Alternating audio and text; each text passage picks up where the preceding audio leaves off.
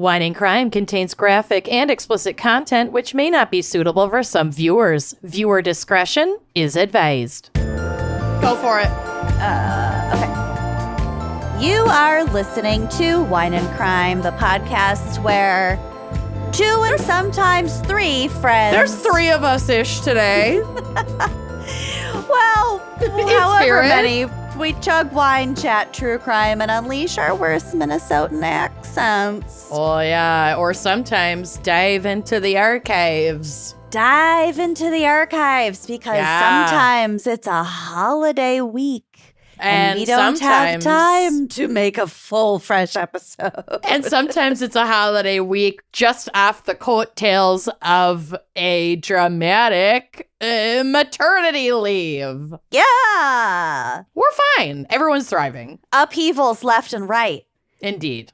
But this week we have a very special episode because it is an amalgamation, a collage, a pastiche.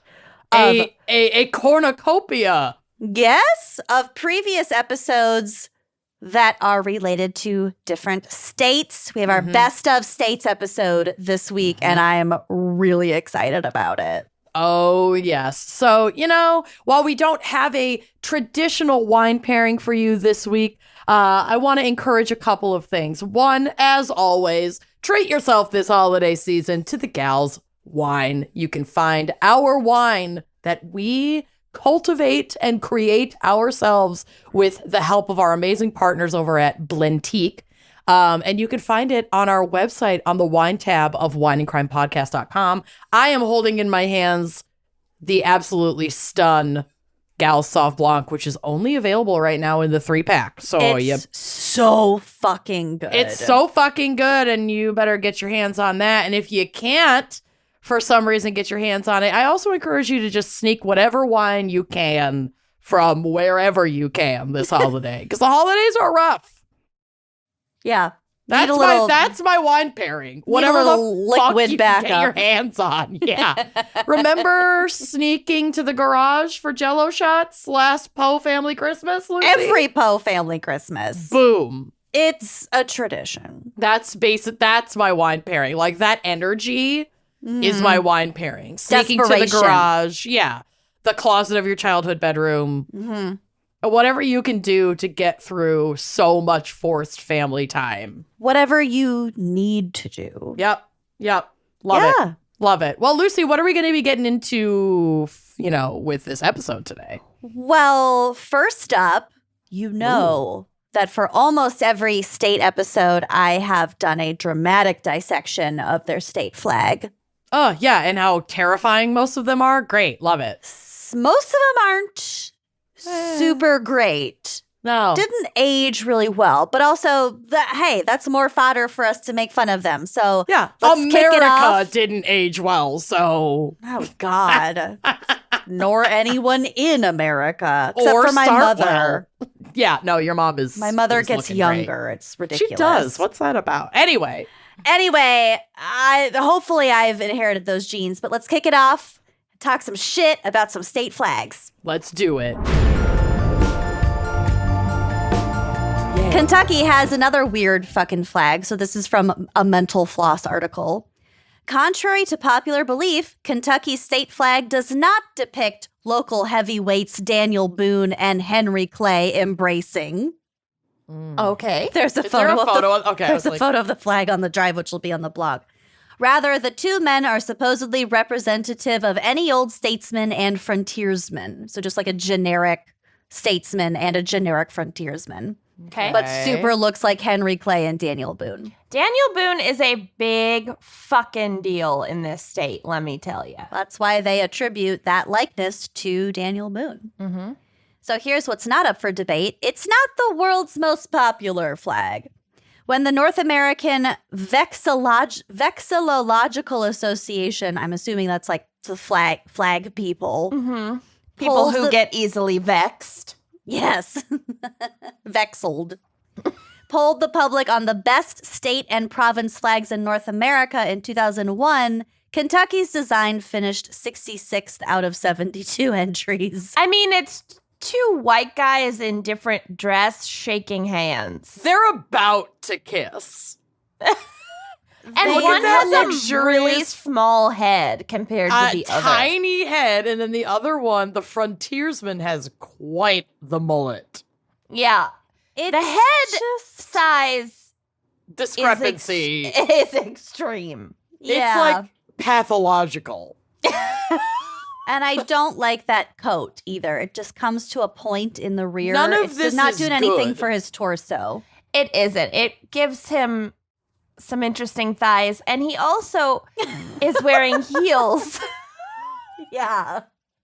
There's so Got much a to little chunky unpack heel here. going on. And was Daniel Boone like a Ken Barbie doll blonde? This is John Smith from Disney's Pocahontas, the deeply Absolutely. problematic representation. Yeah, he also appropriated the dress of the Yeah. indigenous local peoples. Nothing Which is okay. is true of Daniel Boone. He was sure. kidnapped and lived amongst the Native Americans for a while and actually had a better time because he hated his wife. And then Okay, I don't know shit about Daniel Boone, Daniel apparently. Boone, Hashtag very Boone facts. fascinating.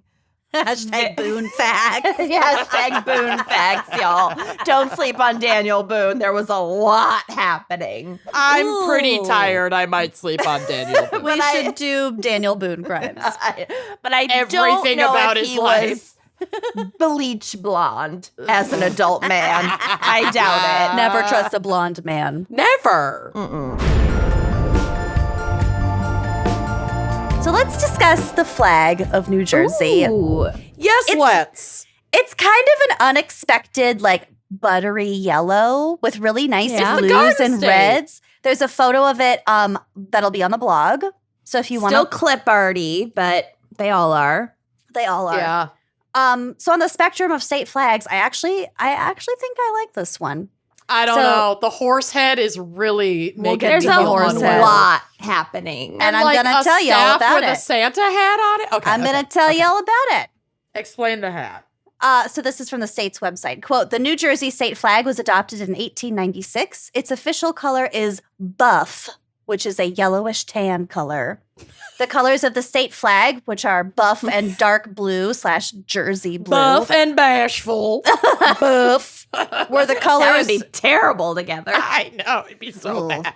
were the colors This is not George buff. It's just, this is the color you get when you mix your mustard and your mayo together. This is when you Yeah. don't hydrate enough, and this is your pee. Right. ish. Which mustard and mayo blended together is a really good combo, but maybe not for a state flag. I fucking like love it. Mustard. I love mustard and mayo, and I kind of like this Starving. color. Okay. Okay, so the buff and the dark blue were the two colors that George Washington chose for the flag of New Jersey's army regiments during the Revolutionary War. Okay. So then, in addition to that, we've got two ladies. We got Liberty on the left, who represents, liberty. And then, I don't know how to say her name. Saris? Charis? Saris? Sarah on the right. Cersei. Cersei on the Cersei. right. And she is Cersei the Lannister. Roman goddess of grain. And she is holding Okay. a cornucopia filled with fruits and vegetables to represent the bountiful crops that grow from New Jersey's sweet, sweet soil. Jersey does have the best tomatoes. Garden Like, State. They have in really, season- really fertile soil. Yeah. In season Jersey tomatoes, holy shit, it is unlike anything, best caprese salad you'll ever have in your life. Yum. I fucking love Can tomatoes. confirm. And fresh Jersey peaches. I know that the Georgia peach is a whole thing, but it's fucking good. Their produce is real good. All right. We got It's legit. that dirt to thank for. Mm-hmm. So then we have a decapitated horse head, which Yeah, apparently represents the state's independence.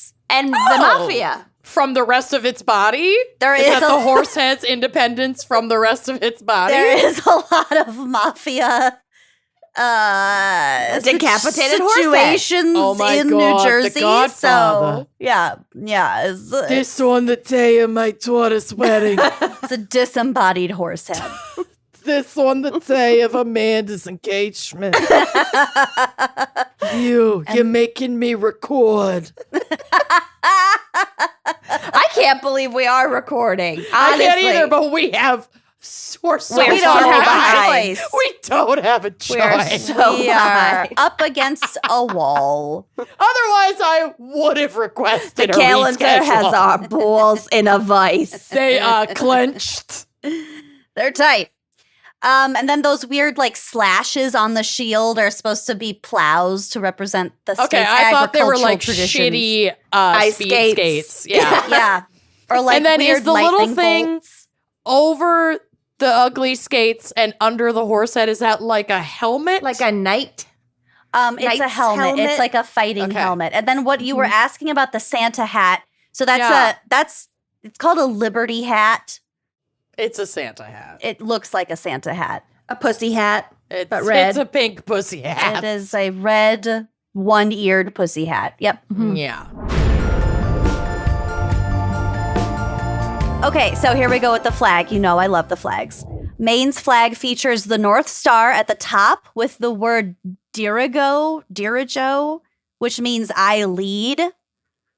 So if you go to the drive, which will Okay. be on the blog, there is a photo of the flag. So if you look at it, we have a farmer and a seaman. And these are meant to represent their traditional reliance on agriculture and on the sea. The farmer has a horrific beard. Why do state flags just have the worst Give clip no art? fucks. They just like gave up.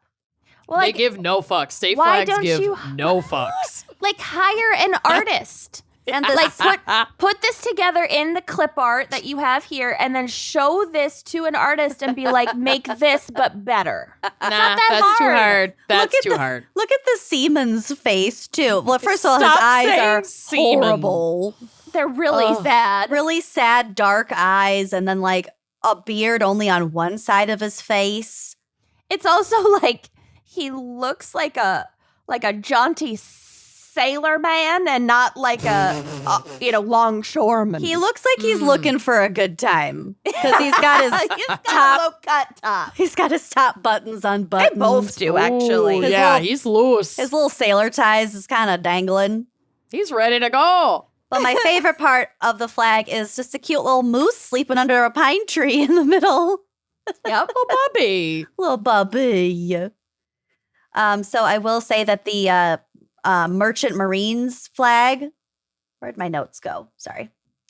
What's it called? Yeah, Maine's Merchant and Marine flag, which appeared in 1939, is much better in my opinion in its simplicity. So that one says the dirigo at the top, and there's a pine tree and a anchor.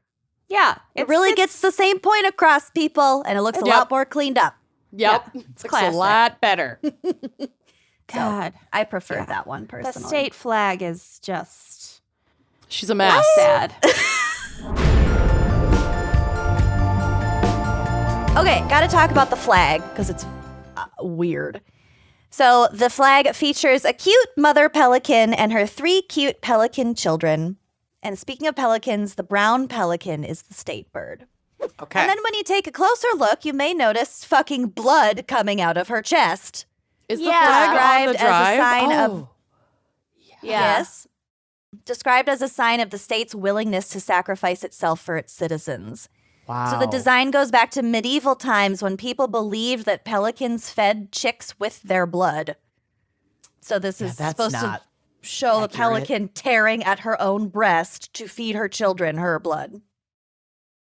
The blood is actually a Cool. remarkably big deal, at least to one narc 8th grader in 2010, and this is from Wikipedia.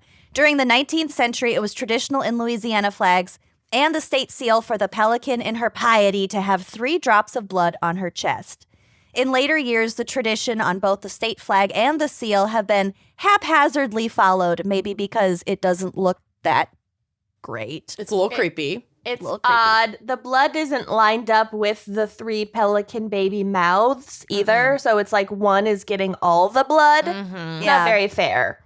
It's clearly the It's not- favored child. Yeah, it's the one that survives. That's the New Orleans of the state. Baby So- New Orleans. Baton Rouge is pissed. Baton Rouge is the one all the way to the right. Yeah. Not a Baton drop. Rouge Red Stick has enough blood. Red stick. Okay, so basically, as time went on, some of the seals and the flags didn't have the blood, which was noticed by an 8th grader at Vanderbilt Catholic High School in Homa, which brought this to the attention of his state legislator. In April 2006, the Louisiana state legislature passed a law which specifies 3 drops of blood to be depicted on the pelican in both the state's flag and the seal. Just an 8th grader demanding blood. Yes. Literally, yes. I mean, We all know. Damien Faye. We know that 8th grader. Yeah. Kyle Yep. Green. I know. Yeah. We all know. Hi, Kyle. Hi, Kyle. Hi, Kyle. I think he does listen. I think so. I'm really excited about your bachelor party. Oh, my God. The flag has there's a lot happening. We're not going to get into all of it, but there are 2 black stallions. Yes. And then there's a banner that says virtue, liberty, and independence. But those words are all vastly different sizes. Mm-hmm. And there are 3 parts of this banner. And so liberty and have to be crammed in the middle. Okay. I know I wasn't going to look at screens, but now I got to look this up. I'm going to Actually, it is kind of a weird flag, but I didn't cover it because actually my she's a segment mess. is pretty full. Okay. All right. That's all I had to say. I'm sorry. She is Very kind of a mess. medieval. I do like this carousel stallions and the eagle on top. Mm-hmm. I just like It's a story liberty with an and eagle on top. Liberty and oh yeah, independence is really crammed in there. Yep, I see Yeah. it. They could have done a better. Who was their graphic designer? right? Also, their 3 bundles of wheat just look like champagne corks. Yeah. I'm a fan. yes. So New Mexico's state flag consists of a red sun symbol of the Zia people on a field of gold / yellow. And this was officially introduced in 1925. It was designed in 1920 to highlight the state's Native American Pueblo and Nuevo Mexico Hispano roots. okay. The symbology is designed to represent the Puebloans and the colors of the flag of Spain. So it's kind of recognizing the colonizers from Spain came to Mexico. Okay, great. But then also the Puebloan people who inhabited that actual region. So Surprisingly progressive for a state flag compared to many that we've seen. right. And especially one designed in 1920. Right. Okay, so looking at the flag, this symbol has sacred meaning to the Zia Pueblo people. So if you look at it, there's lines of pointing in all 4 directions, red lines. I think there's three lines in each direction, 4 lines, which makes sense. So the number 4 was very sacred, a very sacred number to these people. So 4 symbolizes the circle of life that includes the 4 directions, the 4 times of day, the 4 stages of life, and the 4 seasons. So I like that. lots of 4. 4 is also my lucky number, I'm just saying. Ooh. And then the circle around all of these 4 groups of lines sort of binds the 4 elements of 4 together. It is a very pretty and simple design. It's beautiful. It's really pretty. So this artist's winning design is the flag that the state uses today. And they also use the salutation quote, "I salute the flag of the state of New Mexico and the Zia symbol of perfect friendship among united cultures." And this salutation is commonly recited in New Mexico public schools after the United States Pledge of Allegiance. Well, it's good to have hope. Well, Okay. time to hit the old dusty trail. Can you tell where my mental health is at? We're all thriving. Sure can. Well, it's good to dream. God bless the USA. How optimistic. Yeah. Good on So them. also to what Kenyon, what you were saying, it's a very attractive flag. This flag is one of 4 U.S. state flags that does not contain the color blue. Mm-hmm. I like that. So those other 3 flags being Alabama, California, and Maryland.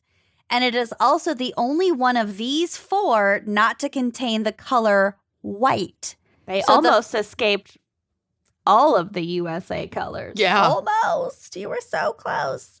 The flag of the District of Columbia also has no blue, but it is partially white, making the New Mexico flag the only U.S. flag with no blue or white. It is truly unique, and I would dare say maybe the most attractive. Wow. Wasn't that a treat, everybody? A trip down memory lane. What an absolute treat to talk about those weird bungled flags. Well, if you haven't gotten the impression yet, I sometimes struggle with the background and psych segment when a very special fan picker picks a very specific state. So, Homunculus. Homunculus Wagner. Mm-hmm. Well, I do want to honor said state. Typically. So, fun facts. I keep some fun facts in my back pocket. I love the state fun facts. There are so many weird fucking facts about so many states. They're just weird. They're fucking weird. So anyway, they're really fucking weird. We love our good listicle. We love our fun facts. So let's dive into some of the top tier, the creme de la creme of fun facts. These fun facts will blow your mind.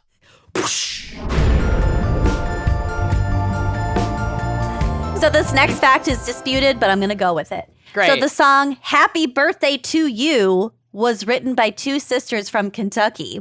Like around the early 1900s. Happy birthday to Yes, you. Like ma'am. that song? The one and It's only. called Yep. Happy Birthday to You and not just Happy Birthday.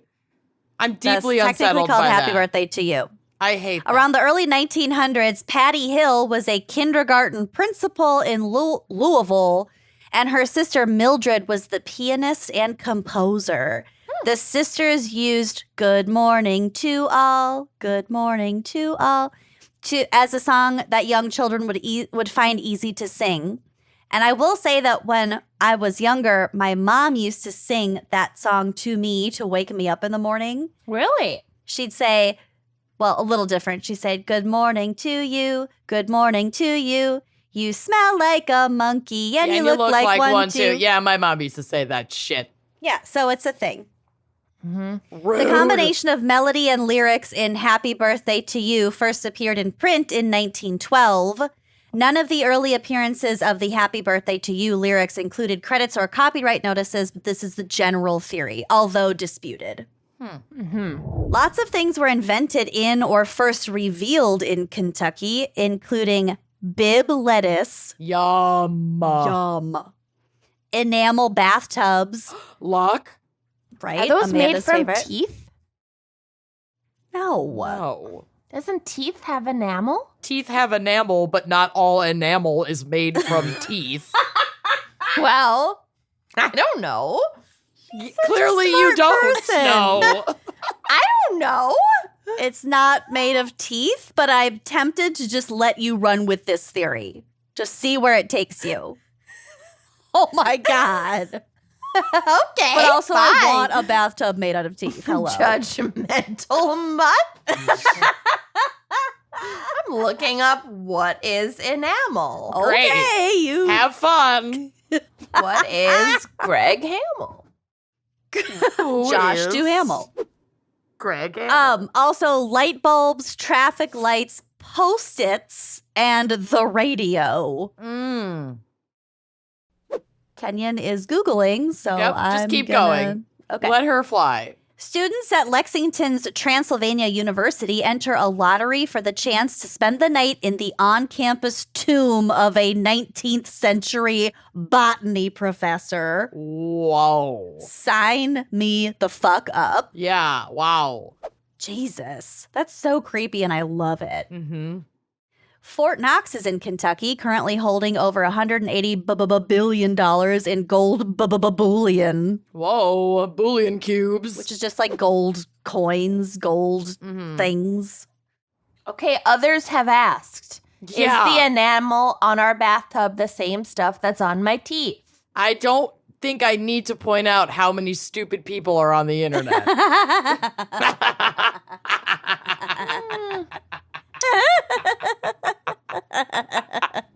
I'm reading. We're three of them. Okay, while you're reading, Mammoth Cave is the longest cave system in the world. I wanna go Kentucky check has that a out. lot of world records. A lot Yeah, of who big knew? caves. Very cool big caves. Are you gonna is your house gonna sink into a sinkhole? Like big Probably. caves There sound are cool, big sinkholes. but that's Wow. that's scary. I don't like that. Mm-hmm. Well, if her house sank into a sinkhole, but it stayed intact, that would be cool because you could That just would be continue cool. living in a cave. That would Right. increase your property value for sure. Absolutely. This does not give a very straightforward answer. The answer is no. except to say that tooth enamel and other enamel is made out of calcium crystals, so it's essentially the same exact fucking thing. You asked if it was made out of teeth. Yeah, bathtubs are not made out of teeth. Let's just put this to rest. Because we can mimic the same product as tooth enamel is not the same as is it made out of teeth. You see the difference, right? I need to know that you see the difference. Fine, but they're very similar. Oh, great. Okay. No one's debating that. Congratulations. I need you to tell me that you understand. need to hear you say the words. Okay, Michael, I need to hear you say you're not the Godfather. I have to keep going. I'm so sorry. I need you to say it. Say it. I won't. Say it. I need more information. I'm going to do my own research. Oh, that my always God. ends well. Maybe there's something on YouTube you can cite. Reddit. Okay. I'm a bathtub truther. Here's a fucking patriarchy moment for us. Ooh. The first Miss America pageant, which I believe I talked about this briefly when we did our pageant crimes episode. Mm-hmm. The first Miss America pageant was held on the Atlantic City Boardwalk in September of 1922.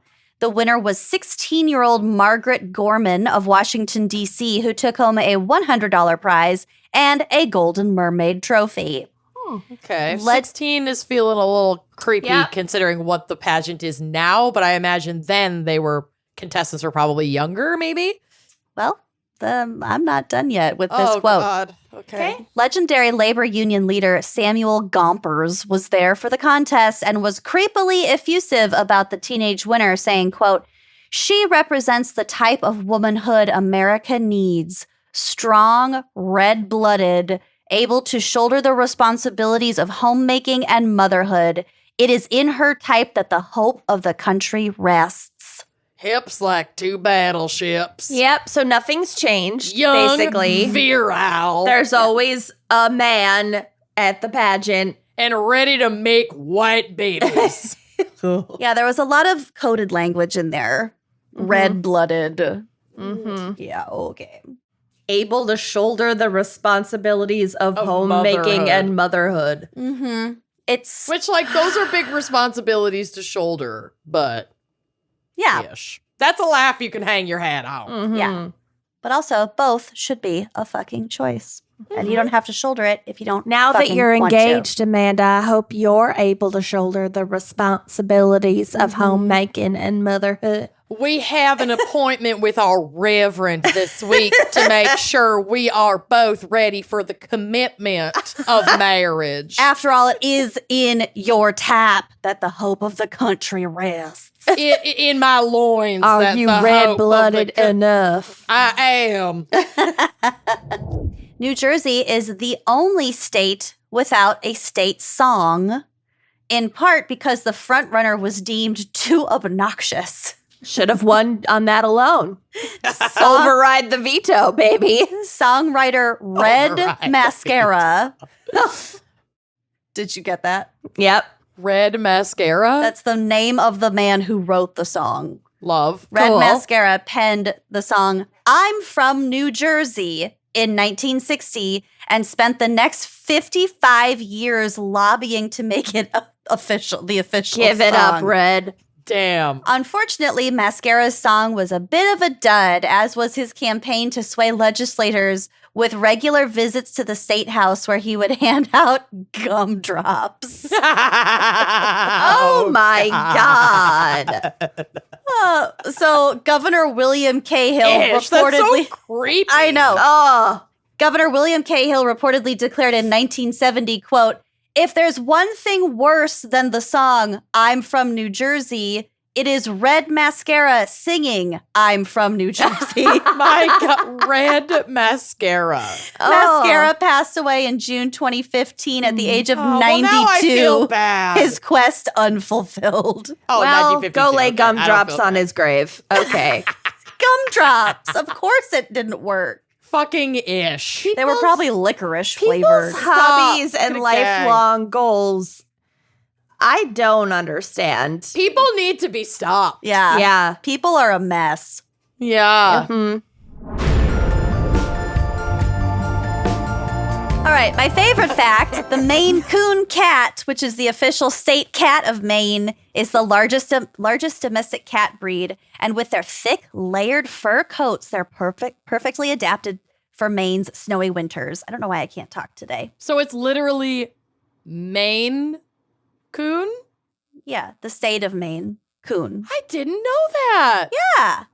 Wow. Yeah. Did you think it was Maine without the E, like Yes. primary coon cat? Yes. They are huge. They're They're big. enormous. They're big. They're like dogs. They're such cool cats. They remind me of, what is it, those like Norwegian snow Forest cats or cats. forest cats? Yeah, those things are Mhm. so cool. You know what? I asked for a cat DNA kit for Christmas so I could test Ray, and I didn't fucking get it. So now I have Treat to buy yourself. it my goddamn self. Get Yeah, it your for husband's yourself in for Valentine's Day. trouble. I am going to go to CatCon in 2022. It's on Where October is it? 1st and 2nd. It's in Pasadena, I think. Oh. I'm fucking going. Go. Go. Live your life. Stephen Ray Live. Morris, text me Mark if you want my to meet up. words. Okay, I got 2 more fun facts in this section. Earmuffs were invented in Maine by a 15-year-old boy named Chester Greenwood in 1870 to keep his ears warm when he went ice skating. Oh, his ears. Ears. Okay, so I have a little bit of Maine slang for you because they have a very bizarre language of their own. Okay. So if you say you're going up to camp, that just means you're going somewhere more rustic. Like Not Okay. necessarily north. Not necessarily. It's just somewhere, your Oh. cabin or the lake or the shore or whatever. I'm going up to camp. Right.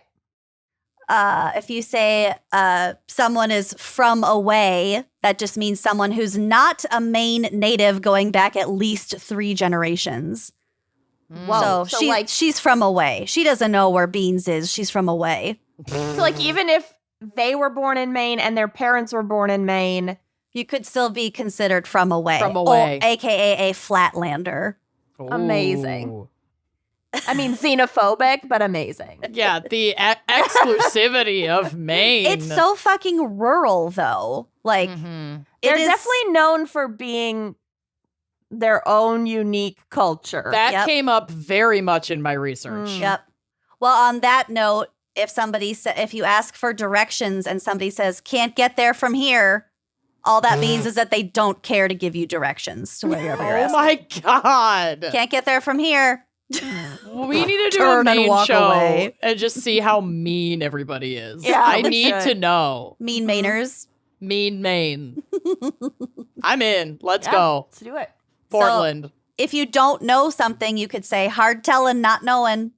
They're like the East Coast Minnesotans. Yeah. Yes, absolutely. I'm feeling that. I'm Yep. feeling Wow. that strongly. Hard telling, not knowing. And then if you're very busy, you can say you're right out straight. Okay. I can't, I'm right out straight. All right. Or if You someone if you Could say that. You could. If you knock on someone's door and they don't answer and you hear them yell, "I'm down cellar," that means they're in the basement. That I can follow. I'm down cellar, come in. Pucka brush is any type of scratchy scrub brush that might scratch your legs, they might say. Careful, there's pucka brush up ahead. Or it could be how somebody tries to say pocketbook when they're drunk. Pucka brush. Pucka brush. Yes, the pocket. I guess my pucka brush. Can you grab my pocket brush? It's on the table. I left my pucka brush in the can. Down cellar. It's down cellar. You grab my pocket brush down cellar. Can't get there from here. Hard selling on that one. I'm telling you. Hard selling not knowing where my pucka brush It's is. just right out straight. It's fine. It's just right out straight. It's gonna be fine. Also, if you want to agree, Can't get there from here. if you want to agree or like affirm something, you can say Aya. Okay. Ayuh. Aya. Aya. Why? Why? Aya. Why? I bet it's from Hard telling, like, not knowing. I bet it's like from Scottish and Irish and whatever Like I. immigrants who would say I. Yeah, instead of Aya. yes. Yep. Sure. Okay. I made that up. That's speculation. I don't Who know. knows? It's all speculation. Okay, something a little more pertinent. Even though Maine is relatively small compared to other U.S. states in the U.S., there are an awful lot of places and ways to go missing. Yeah, we mentioned the forests and the rivers. And the ocean. Yeah. Oh, there's so much And the more. cellars. The cellars. As of the most recent data in 2022, there are 108 actively missing people in the state of Maine. So by comparison, Minnesota has 179. Rhode Island has 20, which is the least number of missing people. And But it's also this big. The smallest state. Yeah. Right. And One of them. California, the largest or the most missing people, has about 2,133 missing people right now. So the Wow. average with the currently available data is about 303 missing people in every state. Wow. Santa Fe, the capital, was founded in the year 1610 and is the oldest continuously used seat of government in North America.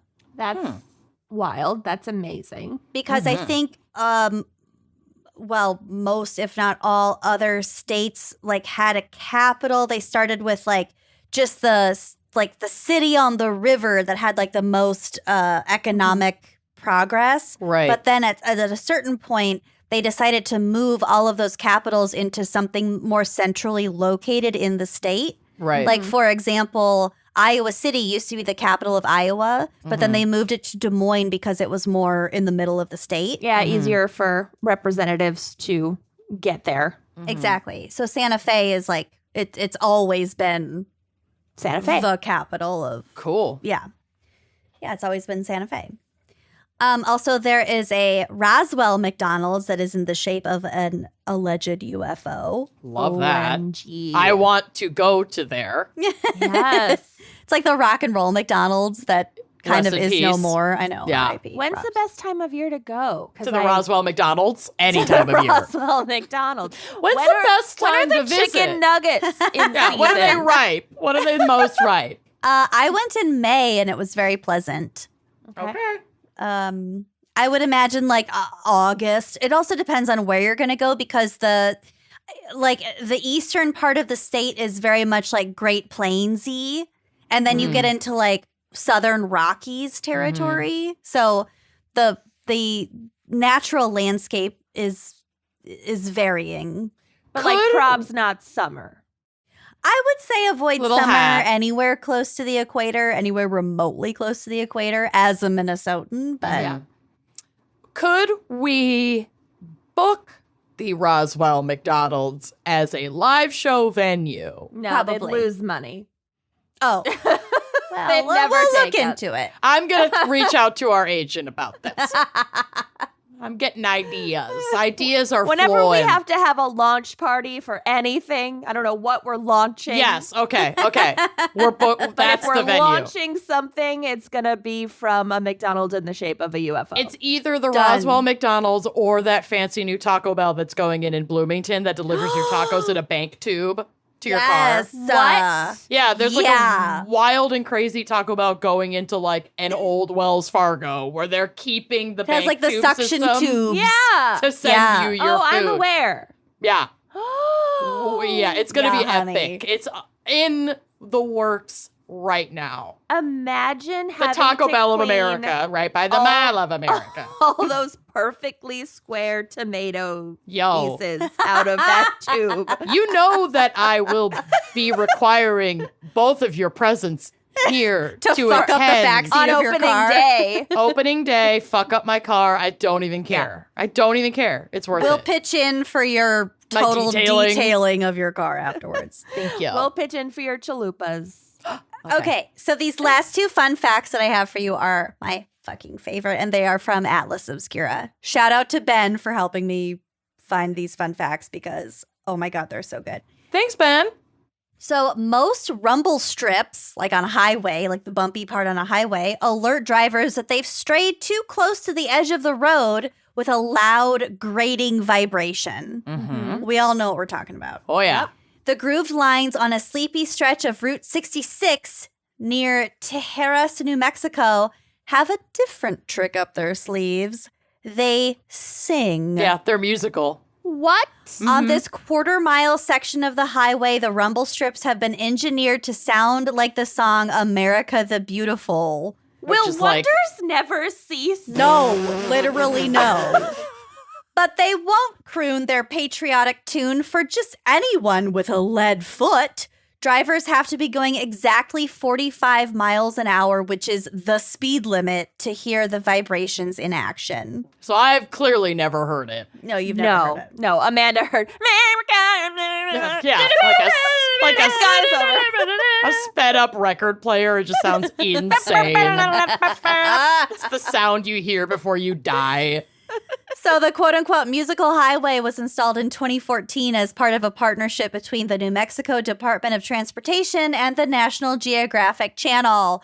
It's designed to encourage drivers on the otherwise unremarkable stretch of the historic road to slow down and adhere to the speed limit. Yeah, that's on like the original Route 66, not like the super highway that's it's not been it's not the Autobahn correct. 66. Yeah, because the speed limit is definitely not 45 on Other parts. that route. Yeah. But yes, Probably But if slows you're down gonna go near down- populated areas. you have to do stretches on the original Route 66 on that road trip. It's so fun, and then you get like the wild roadside attractions. Mm-hmm.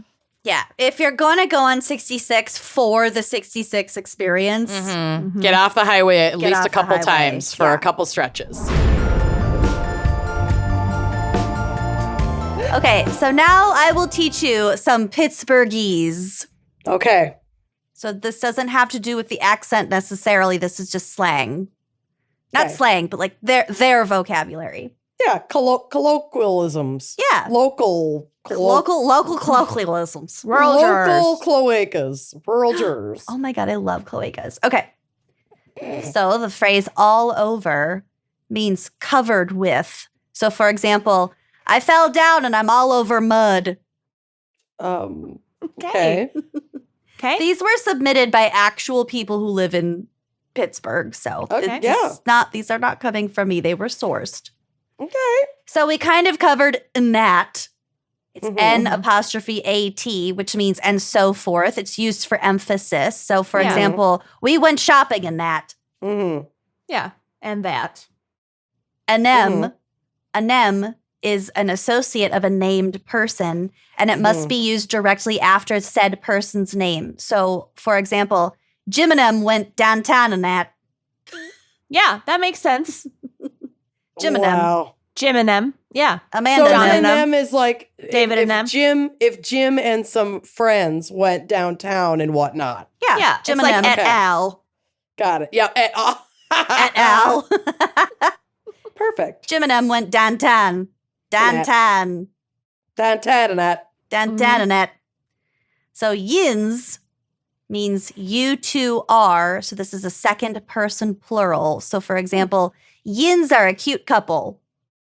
God, I hate think that. it can be All more right. than two. I think it can be more than two. It's sort of like y'all. Mm-hmm. Right. I don't know that it has to be two specifically. Yins. Mm-hmm. Conversely, gins translates to "did you guys?" So, gins hear what I just said. Oof. I know. I don't. Okay. This is hurting. I know. me. So it's not. It's not the intuitive. Didya It's plus not the intuitive. you. It's not intuitive. all. I have to think really hard about this to translate it. Yeah. Well, I appreciate the complexity. I just am not well enough for this today. it's linguistically, it's vibrant. It is Mhm. its own. This is what happens with all languages. I mean, this Yep. is Mhm. linguistics. Yeah. I mean, someone out there is in the same pain I'm in having OPE explained to them, so Right. I get it. Yeah, we have Different. plenty of these. Oh, Interesting. Oop is just O and oops combined. Yeah, but it's combined. so versatile. Combined. It's It is so versatile. My and God, you can use it in any situation. You really Right. can. I'm putting but OPE in also my you vowels. can misuse it. And then it's real uncomfortable. It's Yeah, when not embarrassing. great. It's I'm, OPE, about to read my vows. I'm going to say that at my wedding. And my other favorite thing to explain to people is the difference between oh, yeah, no, and no, yeah, no. Because those are two very yeah, different no. expressions. Oh, no, yeah. no. No, yeah. No, yeah, no, yeah. Yeah, no, yeah. Yeah, no. No. we know no. we can Completely follow different. it exactly. And sometimes, the string really It goes makes a on for a difference. while. Oh, yeah, it does. Oh, and no, I could no, not yeah. sit down No, and yeah, explain yeah, no. it, but I could understand it and do it Oh, no, yeah. for without sure. any problem. It's very Yeah. contextual. Extremely contextual. No, yeah. No, yeah. Oh, yeah. Yeah. Also, the No, Midwest, it's like a very melodic dialect. Your tone makes a big It's tonal. difference. Oh, Very It's both tonal. nasal and tonal. Oh, yeah. oh yeah. Oh, geez, yeah. Okay, moving on. Our next vocab word is KK. Mm. KK means That's too close to the one with the third K. KK means KDKA, which is Pittsburgh's first radio station. Oh. So everyone okay. listens to KK. KK is the only station I listen to. So it's them just shortening KDKA. Yeah, KK. KK. All right. So Efficient. instead of just, they say jest. Just one of those things. Mhm. Okay. I just listen to KK. Mhm. People use the word once sort of weirdly. So Pittsburgh folks tend to do things, quote, once. So for example, I'm going down to the basement once. Okay, so Weird. in this context, is it like I'm going down and I don't want to make another trip, or is it like I'm going down real quick? Like need I'm going anything? down real quick. It's one event. I'm going next door once. Okay. I'm going upstairs once. Like, okay. yeah, like it just Mhm. happened. All right. Got it. Weird. My mom says this next one, so you'll both be familiar. Pert near means almost. So it pert near killed him. I have I- never heard your mom say that, but Oh, I she love says it a lot. Pert near. Wrecked him. My- Bert near killed him. Yeah. My grandpa, who is not connected to Pennsylvania, but has the Scottish ancestry, he Mhm. said Warsht and Mhm. Washington for Mhm. some reason. And then he also said cranes instead of crayons. Oh, Like your Cranes. cranes are all over the floor. Pick up your cranes. what? Yeah. Oh. And I'm My not grandma- exaggerating. Like he said it like that. My grandma says Warsht, but she's from North Dakota. So, okay. Mhm. So my grandpa was born in North Dakota. So there we go. Yeah, there we go. Also, I've never heard the cranes pronunciation, Mhm. but we always pronounced it crayon, and a lot of people in the Midwest say crayon. I say crayons. Crayons. Pick up your Mhm. crayons. Mhm. Yep. Okay, got it. Milk, bagel. Milk. I grew up saying milk, Milk. and then Mhm. I changed in college. Mhm. Milk. Mhm. Milk. It's an Mhm. A. Milk. Milk. I'm somewhere in the middle. Yeah, you are. Some people from Iowa say pillow instead of pillow. Ugh.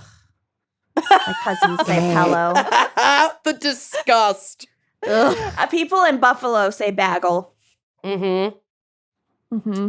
Well, we could do Anyway. a whole episode on pronunciation guys. crimes, which would just be Apparently us we are. ranting. I'm having so much fun with this. Continue. Okay, couple more vocab words for us.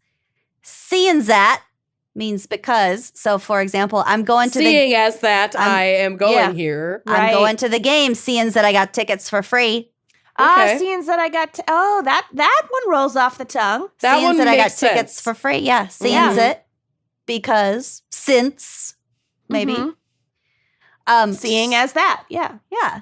So's, S-O''S, is short for so as I would. So, for example, too bad yins too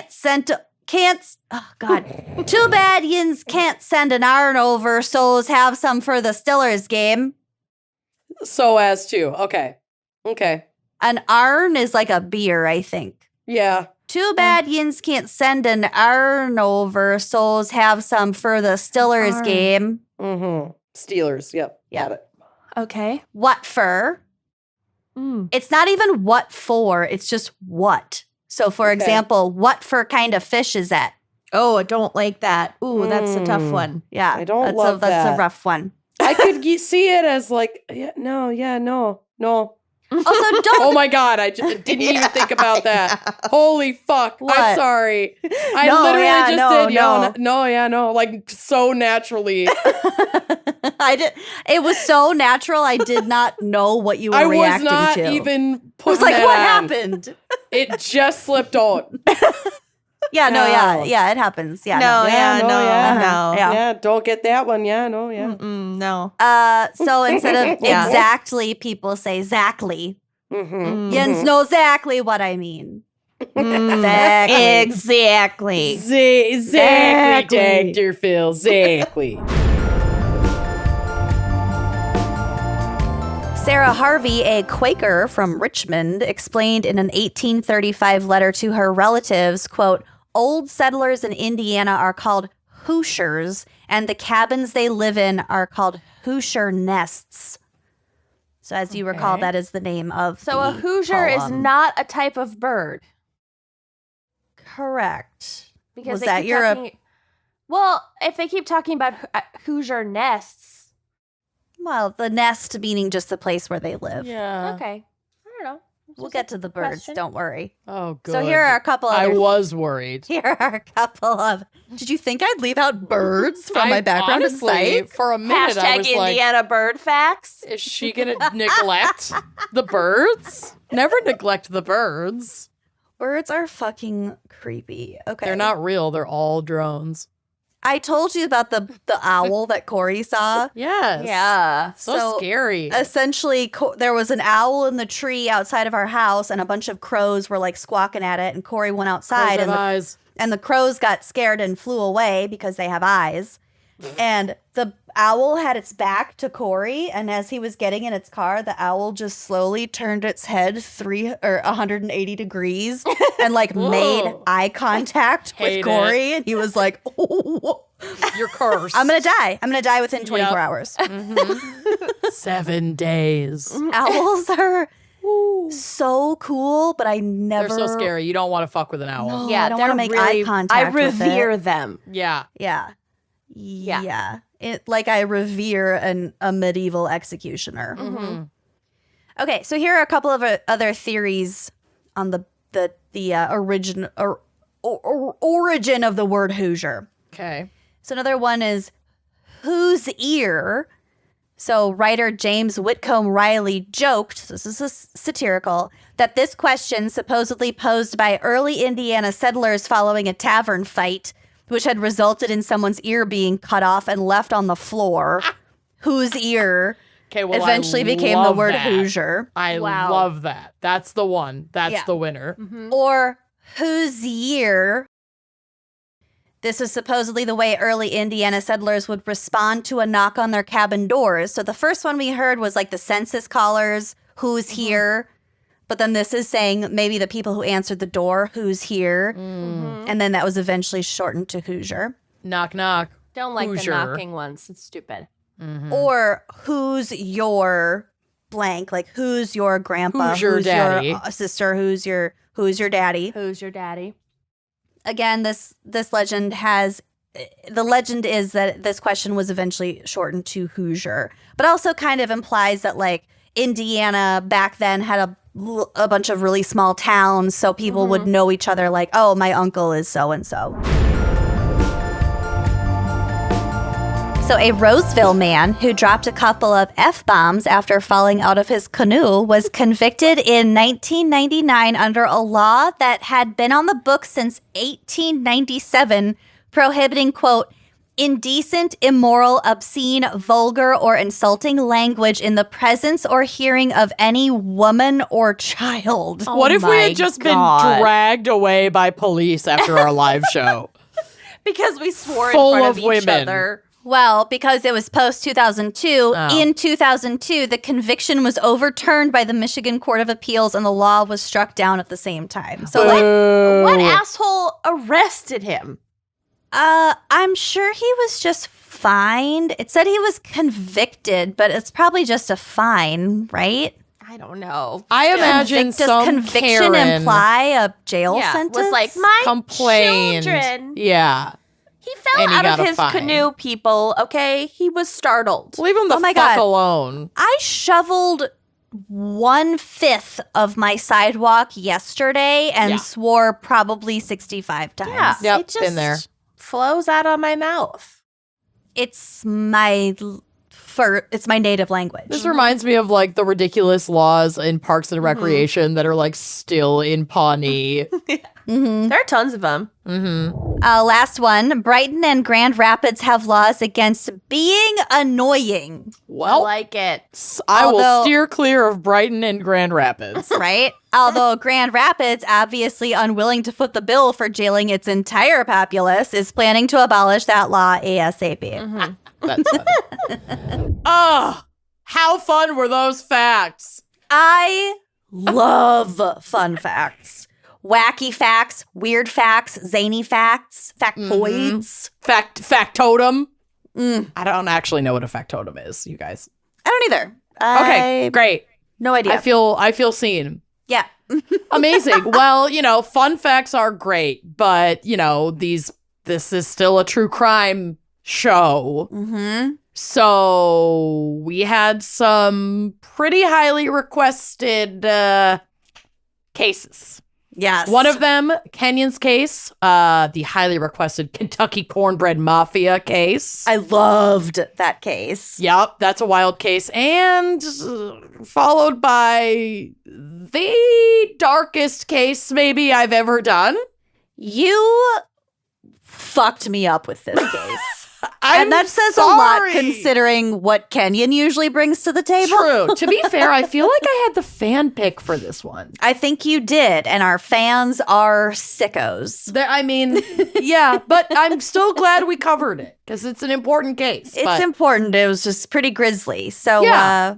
in Let's honor go of down. in honor of Kenyon's absence, Amanda took on the mantle of the darkest fucking case. You're fucking welcome, you guys. Yeah. Well, let's dive in, shall we? Let's take a stroll down a macabre memory lane. Okay, so my case. I definitely spent more time on this case than any other. Oh, Then great. you spent Googling whether bathtubs are made out of teeth. That is pretty much neck and neck. But anyway. Jury's still out, people. Wake up, sheeple. No, it's not. Wake up, sheeple. Well, the Tooth enamel 4-year-old and girl bathtub who enamel also are the Googled same. it. Are people. Soylent All right. Queen.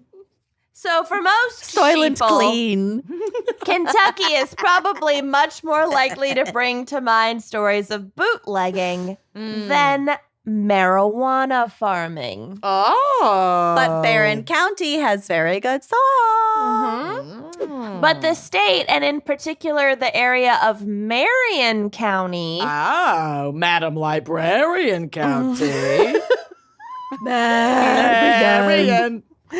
Madam Librarian. I made Zach watch The Music Man not that long ago. He had never seen it, and he was With a like, capital T and that rhymes with P and it stands for pool. P and that stands for pool. It's That one stands of my for pool. favorite musicals. It's the best. It's All right. so A little good. talk, a little big, So- a little talk, a little big. Sorry. Okay. Beep, beep, beep, ba-da-da-ba-da-da-da. One So- Grecian That is Lucy. We need to do a rewatch. It won't hold up. Warning. Okay, so Marion County, Kentucky has a lengthy history in both illicit industries of bootlegging and marijuana farming.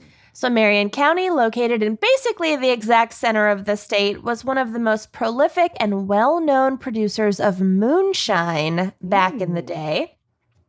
The infamous gangster John Dillinger even hid out for a time in Gravel Switch, Kentucky, which is located in Marion County. Check Maybe out this my is gravel why- switch. like NASCAR is kind of big Oh, in maybe. Kentucky, right?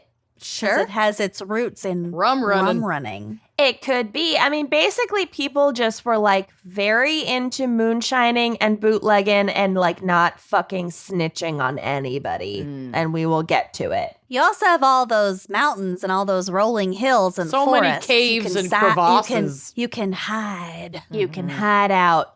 And it's very rural, and people are just like gonna help their Bored. Oh, neighbor and not right. gonna fucking help the feds. Mm-hmm. There are no snitches. No snitches in Gravel Switch. Mm. So, even when Prohibition finally ended, restrictive alcohol sale laws were not entirely repealed in Kentucky, leaving the state as a patchwork of wet and dry counties and ensuring that there was like a continuing market for moonshine. And it's Yeah, that's not complex at all. A patchwork of wet and dry counties is probably not that effective. not very effective for buying alcohol, but it is like effective for allowing moonshiners to still market their product. Oh, yeah. And especially like you said, there's so many counties. So they're probably very small counties. So like a literal checkerboard of this wet and dry. Yeah. Like you just go a couple miles down the road and get what you need. Exactly. But also there's like evidence that the moonshiners wanted their counties to be dry counties because if like legal liquor stores opened up, they wouldn't Yeah, be they're able out to of sell business. their moonshine. Oh, yeah. Oh, yeah. Oh, yeah. Supply Oh, and yeah. demand. Oh, yeah. So then, about a decade after the repeal of the 18th Amendment, the United States federal government began subsidizing the growing of hemp on numerous Kentucky farms. And that is because the fiber from hemp was used in World War II to manufacture ropes and lines for the U.S. Navy. Oh, yeah. Because hemp is actually extremely useful. And durable. Yeah. And sustainable because it grows really fast. So this policy was referred to as hemp for victory. And for the duration of World War II, it made marijuana not only legal, but highly encouraged as a crop for farmers to cultivate. During World War II? Yep. Wow. Listen, marijuana was not federally made illegal until like in our parents' lifetime. Like there was like a push in the 30s and then they were like, wait, never mind, backtrack, we need the hemp. And then in the 50s after the war, they were like, never mind, people are getting high off this, crack down. Yeah, Yeah. never mind. We can put black people in prison for this. Right. Let's make it illegal. Right. It's right. profitable. Black people and Latino people. Yep. So, hemp and marijuana are both derived from the same plant species. They just contain different THC content. And so hemp seeds contain very, very little THC, whereas other parts of the plant contain higher levels of THC, which is what gets you high. Like the flower and the bud. And the bud and the flower. stem. And I like don't Oil. know anything about pot, so I had to Not Google Northern the that. Lights stem. That's why you take indica. the stems I out. don't know because I don't care. So anyway. Because I buy good weed that doesn't have seeds or stems.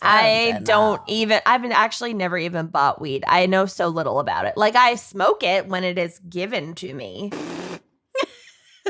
I've never bought it. Oh, I have a quick Oh anecdote. my God. So I'm not going to name any specifics, but I was asked to drive a coworker home And I'll just say we worked in a restaurant together. I was gonna say you And only he have worked in the 2 kitchen coworkers, and I was a bartender. and they're on this call right now. So this is gonna be easy This to was a figure out who it long is. time ago. Past Okay. coworker. This was a Okay. past life, long time ago. And we get to his house and he's like, oh, come in and like we can smoke like as a thank you for driving me home, whatever. I was like, okay. You're like, I have to drive home, but okay. Well, I lived very, very close. But I'm not justifying anything. I was very young, very stupid, and actually didn't end up smoking, which I will explain this anyway. So he comes inside and he hands me a Frisbee full of like really bad weed. And he's like, here, just break this up. I'm going to go change my clothes quick. And I was like, Okay. what does that mean? And he was like, just pick out like the seeds and the stems. And I was like, oh, okay. Obvious to the eye. What is the stem and what is the seed? And he's like, I'll just fucking do it. I was like, on second thought, this is very foreign to me. This specific shitty weed. So I'm just gonna go home. I'm good actually. I'm out. Yeah. Like, I just had didn't no know. desire to like learn about it, and people who knew a lot about it were really annoying and like very annoying and like show offy about it. So I just opted out. yeah. Anyway, Yeah. okay, so Kentucky was tasked with growing hemp for the war effort in order to provide seeds to the government, which could then be cultivated in territories with more favorable year-round growing conditions, such as Hawaii. So they were mainly there to like get the seeds. Get it started, Going. and then it gets sent Yeah. somewhere else. Yeah. So in 1942, the U.S. government asked Marion County to produce enough seed for 500,000 acres of hemp, Dang. Whoa. roughly enough for 453,750 football fields of marijuana plants.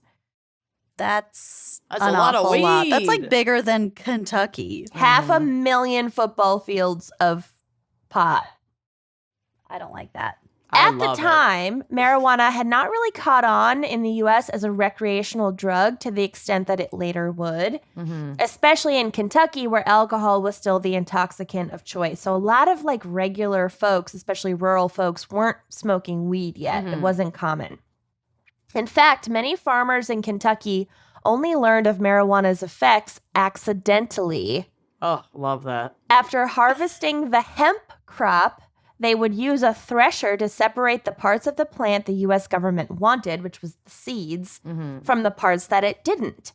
And having no use for the rest of this plant, Did they would burn it off? set fire to the leftovers, My God, yes. and quickly noticed that breathing in the smoke from these Feels massive good. hot pyres Feels really good. made them feel a little strange. Oh What my was God. that movie that took place in like an English tiny little town, countryside town, where like someone started growing weed and like all of the elderly little conservative, tight, buttoned up like British citizens like slowly started getting high? I And don't then know. someone tried to No. like burn the field and the whole town got high. This sounds right up my alley as a It's British straight widow. up your alley. I'll Google it. I'll figure it out. All right. So after World War II, marijuana was reclassified as an illegal crop, but the knowledge of how to successfully grow it had obviously remained amongst those farmers who had done so during the war. And then came the Vietnam War. It's called Yeah. Saving Grace. It's a love 2000 British comedy film. Shaving grace. She needs to be shaved. So Vietnam comes along, obviously a generation later. And Vietnam is known for heavy drug use among American troops, and it introduced many American young men to drugs like marijuana and heroin for the first time, both of which could be easily obtained on the black market in Vietnam. And, they needed like an escape from The hell they were the living. hell of war. So when some of these Vietnam veterans returned home to Kentucky, they realized that their home state, because it sits on the 37th parallel, the same latitude that runs through the Hindu Kush Mountains, where indica cannabis strains originated, provided the perfect conditions for growing marijuana. Wow. So they were like, let's fucking do this. There's high unemployment. There's high poverty in our state. We have right. Oh, yeah, we have a farming background. We're on this parallel. Let's fucking do it. And as far as they know, the federal government would like promote it at this point. Right. Like, Well, it wasn't at this point because it's the 70s. Oh, right. It's illegal by then. oh, okay. But But they... in the past, But like their dad's generation, Yeah. They're were familiar growing with the it. practice. right, they weren't Yeah. that far removed from the complete acceptance of the federal government. basically their dads had grown it for the government before being told not to, and their grandfathers were bootleggers. So, and like, moonshiners. they're going to grow weed in a great weed growing area. Right. It's in their blood. So, however, unlike in the days of World War II, growing marijuana in Kentucky was now a much more difficult proposition. At first, these upstart weed farmers cut deals with more established, regular, normal farmers, some of which had previously cultivated hemp when that had been legal, but now they'd switched to like corn or whatever the fuck. Something boring like corn. Corn, which is big in Minnesota. Big in Minnesota. Fucking love corn. The food. Everybody Did you loves know corn. that corn enamel is made from teeth? Oh, my bathtubs. They grind up teeth and Yep. bathtubs. I just pictured a cob of corn made out of molars. Oh, I bet yum. that exists. So anyway, so when they first started, they went to normal farmers and they were like, "Can we grow some marijuana just like sprinkled in between your corn crops so that Tuck we it don't away. get caught, and we will give you a cut of the sale at the end of the season?" And the farmers were like, "Okay, sure, fine." And then they were able to like hide the pot, and everybody was happy, right? It worked well for a while. The only real problem in the early years was marketing the marijuana once it was grown. So people on the coasts who were used to smoking pot tended to look down on the pot that was initially grown in Kentucky and called it hillbilly pot. It was probably really good weed, though. Well, at first it wasn't so good, but only in like the first like 2 or 3 years it was like kind of shit, apparently. Although there was lingering knowledge in the community about how to successfully grow the plant, it had never been grown before with the goal of like providing a pleasurable high. It had been grown for hemp seeds. Right. So So they they had to had- adjust. They had to adjust. They had to like tweak it, figure it out. Fucking West Coast marijuana elitists Yeah. have been around for fucking ever. Right. So they figured it out. They did some experimentation. And with the help of like a really ideal growing climate, soon enough, they had tweaked it enough. They had a really desirable and really high quality marijuana product. Nice. But once Kentucky growers grew more skilled at their craft, and as word spread across the country about the quality of this so-called bluegrass, Kentucky bluegrass. what Love you it. Love it. the industry inevitably grew, and it was no longer enough to just hide a few plants in some corn crops here and there. They Can't needed keep to up. like scale up.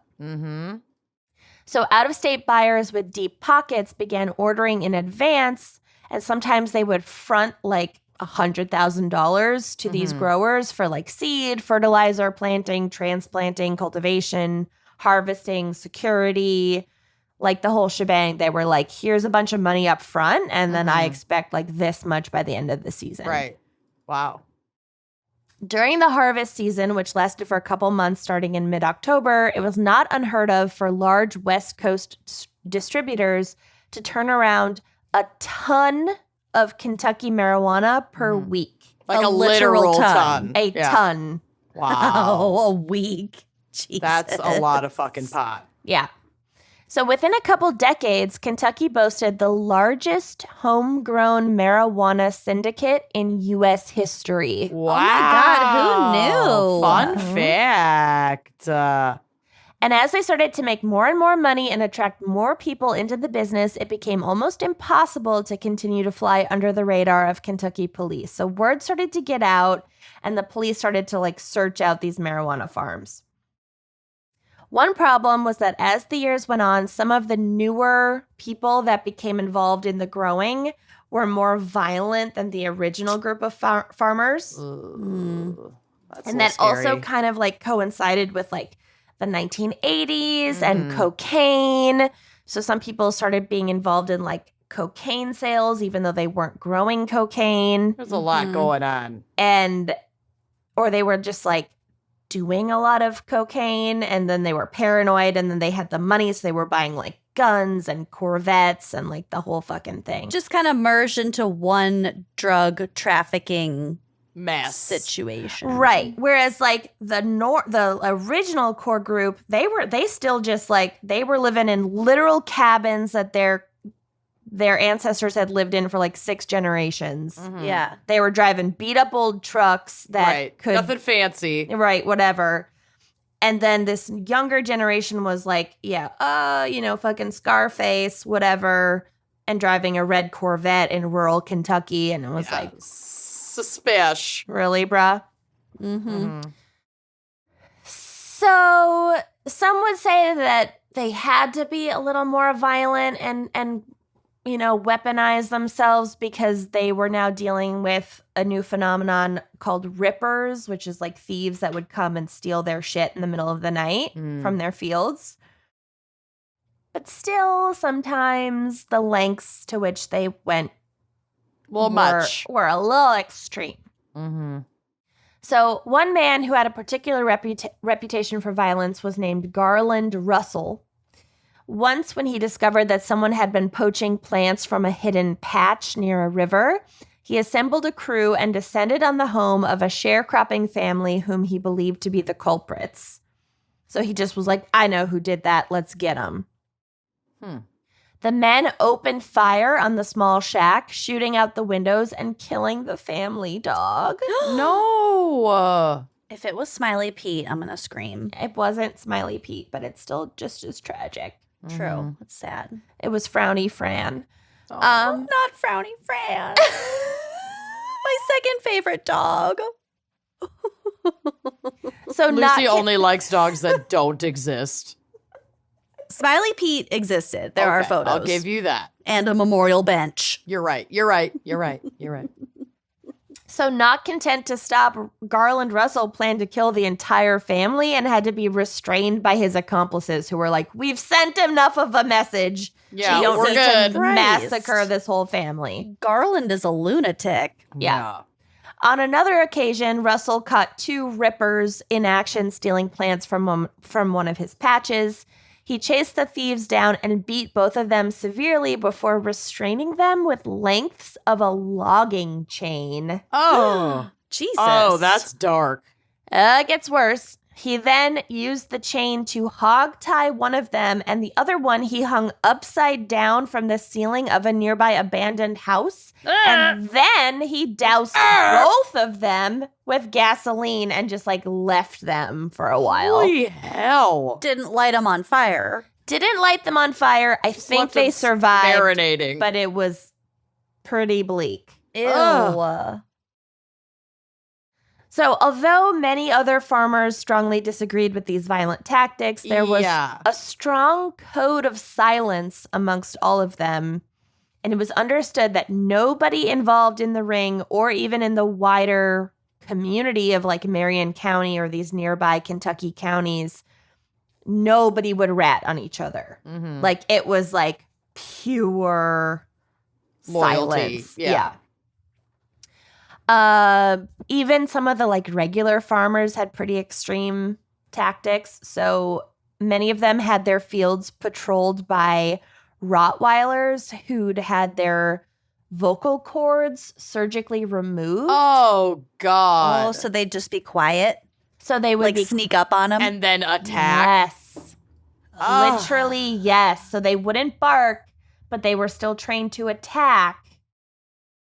And they would without just, warning, you'd get mauled by a dog. A Rottweiler. snakes. That is so which fucking Rottweilers sad. are not inherently dangerous. No. No dog No. species is inherently dangerous. It's all Of about course. the socialization. Yeah, they were trained to do be this. attack dogs. Yeah, exactly. And also they could like alert if police were coming, but they would alert in like a visual way and not in a barking way, so police wouldn't know that they had been seen and people could get away. Wow. Many also would booby trap their marijuana crops by stringing the plants with fish hooks at eye level. So like the people harvesting them knew that they existed so they could take precautions, but like police wouldn't. Or thieves. Or rippers. They would do dynamite tied to trip wires. Oh. Like I'm never that's going to get over the basically fish a hooks. landmine at that I'd rather point. be blown up than have a fish hook in my eyeball. And sometimes live rattlesnakes. Oh, that's, good. That's a good one. Mm-hmm. That's a Classic. fun one. So at some point, the group of pot farmers in Kentucky began going by the nickname the Cornbread Mafia. Wow. Oh, I like that. It's unclear exactly when this nickname started. The name would not be used in the public until 1989 at a press conference, but it most certainly originated earlier amongst the members themselves. Like they were calling themselves the Cornbread Mafia, and then eventually it became public. That's hilarious. Love it when a group gives itself a nickname. Yeah. Yeah. The first time authorities realized marijuana was being grown in Marion County was likely on July 10th, 1973, when a police officer pulled over a car driven by a 26-year-old local man. The officer saw a grocery bag on the floor by the passenger seat and noticed a particular smell coming from it. The officer then He just demanded, ran over a skunk. I don't see what the Maybe. big deal is. No The officer probable cause. then demanded that the driver pop the trunk, which he apparently did, and then the officer found 59 additional paper bags. Oh, that's a lot of paper bags. Ran over a lot of skunks. We were skunk collecting. Each bag, he later estimated, contained enough marijuana to make 100 cigarettes. Oh, Amazing. good A estimate. marijuana cigarette. Officer. To do 100 cigarettes of weeds. Of marijuana. The devil's lettuce. The wacky tobacco. So police in this part of Kentucky already focused a lot of their time and resources on tracking down bootleggers that were still illegally operating. And now they just added tracking down illegal marijuana farms to their list. Great.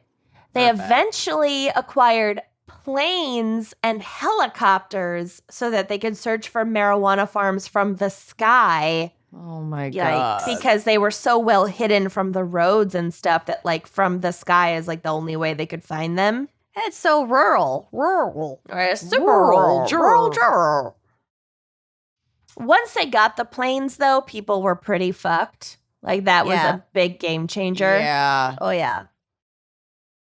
So by this time, the Cornbread Mafia had enough connections and resources that when they felt the authorities were moving in too close, they began moving a large portion of their growing operations to neighboring states. However, they would still transport the product back to Kentucky after processing so that buyers would pay a premium for what they thought was Kentucky bluegrass, even though a lot of it was grown in like Illinois, Minnesota, Some Missouri, crap. whatever. But it was grown by these Kentucky guys, but it was still grown like all over. Okay.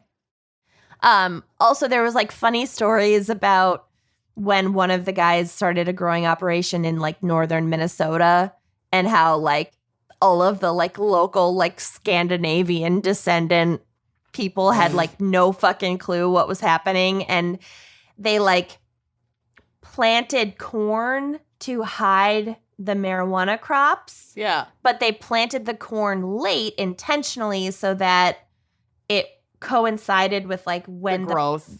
it coincided with the growth so that the marijuana plants wouldn't be like higher than the corn Right. plants. Sticking Right. out like a sore thumb. And so Sven and Oli were like, what are you doing over Yeah, there? exactly. Sven and Oli were like, Oh, a these little guys late to don't- be planting corn. Don't know what you're doing. These assholes are never going to make it. exactly. hat. Martha, make him a hat dish. There's no way they're eating this winter. They're turning their corn so late in the season. What are these yahoos doing over here? This fellow over here. This little fella don't know what he's doing.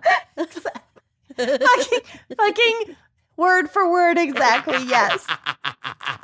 So I just thought Marianne, this little fella over here don't know what he's doing. You gotta make him some food for the winter. You better make him a hat dish. They're gonna starve. You got any more of those moose slippers? They're gonna be starving and frozen by the time January comes. Better make him a spare for the root cellar. Oh, He's take gonna one need for it. the road, but make sure to bring that What if we Tupperware got back. pickled?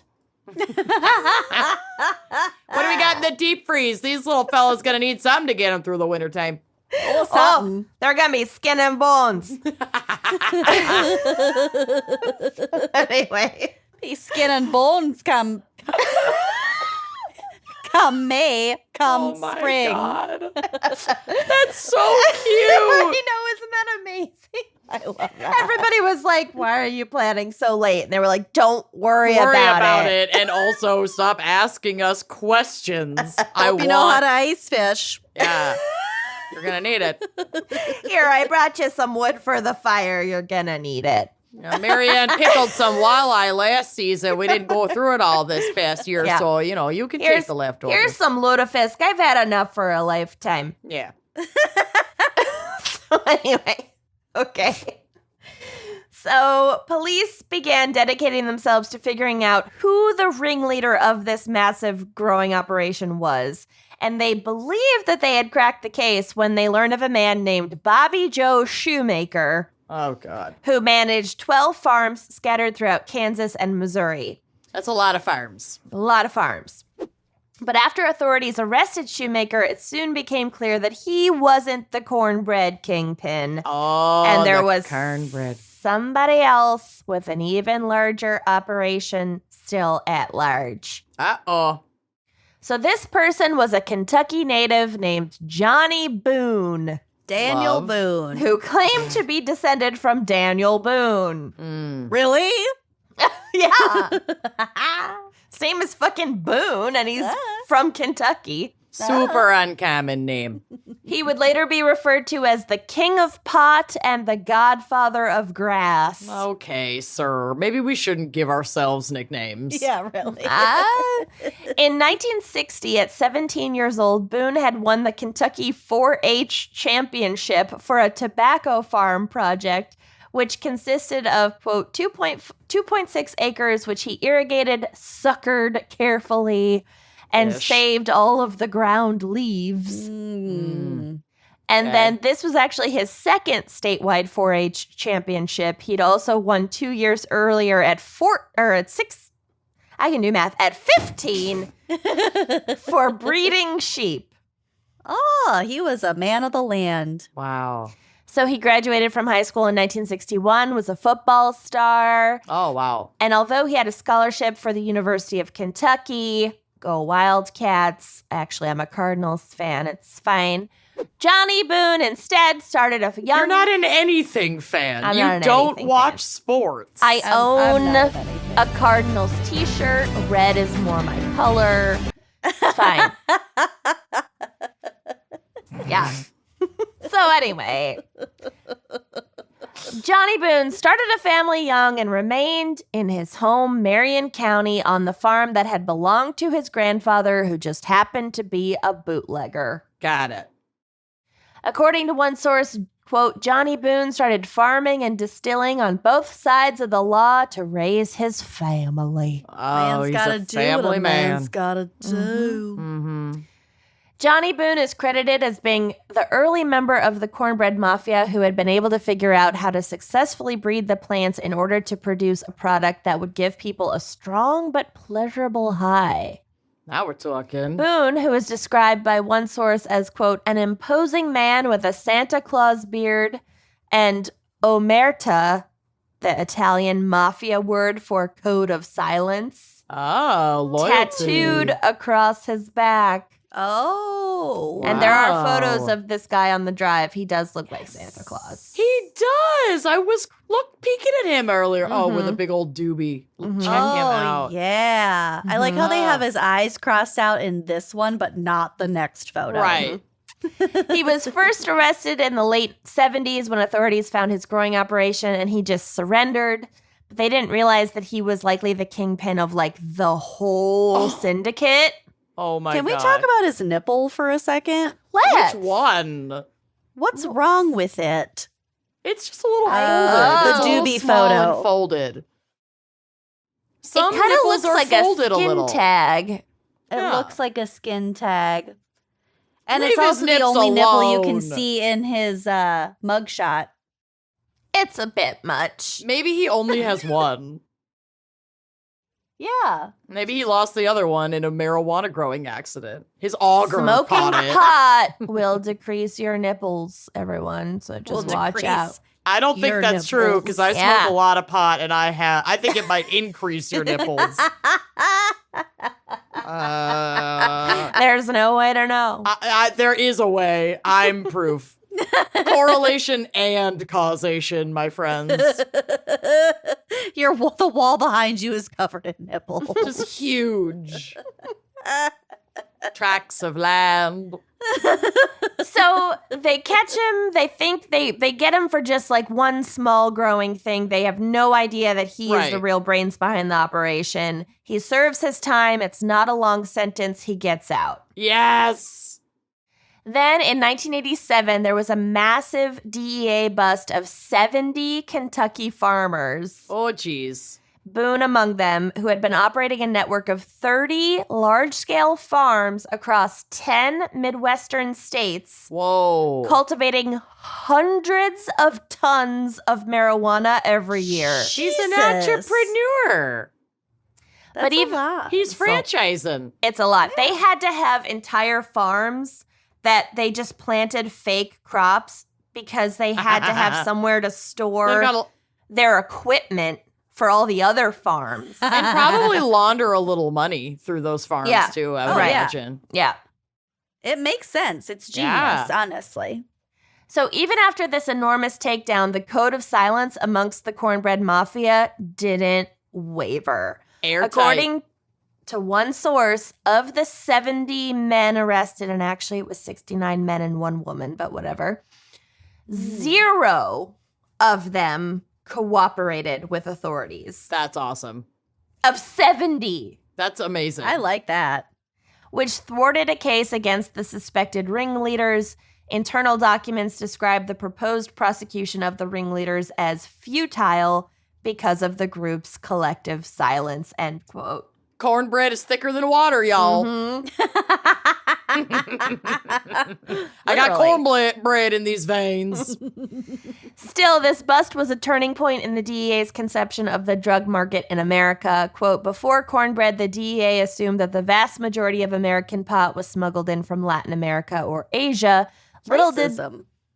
Little did they know the most ideal conditions for growing cannabis was the Kentucky bluegrass region, starting with Marion County. Right here in their own backyard. Made their own in 15th state. America. This time, Johnny By Boone. American. I don't know. It's a gift. It's a gift. I don't know. This time, Johnny Boone spent more than 10 years in federal prison, so he copped a longer sentence. When he was released, he went right back to growing and smuggling. Well, marijuana. yeah, he's got to make up for last time. This continued until 2008 when federal agents raided his farm in Springfield, Kentucky, and seized 2,400 marijuana plants. Woof.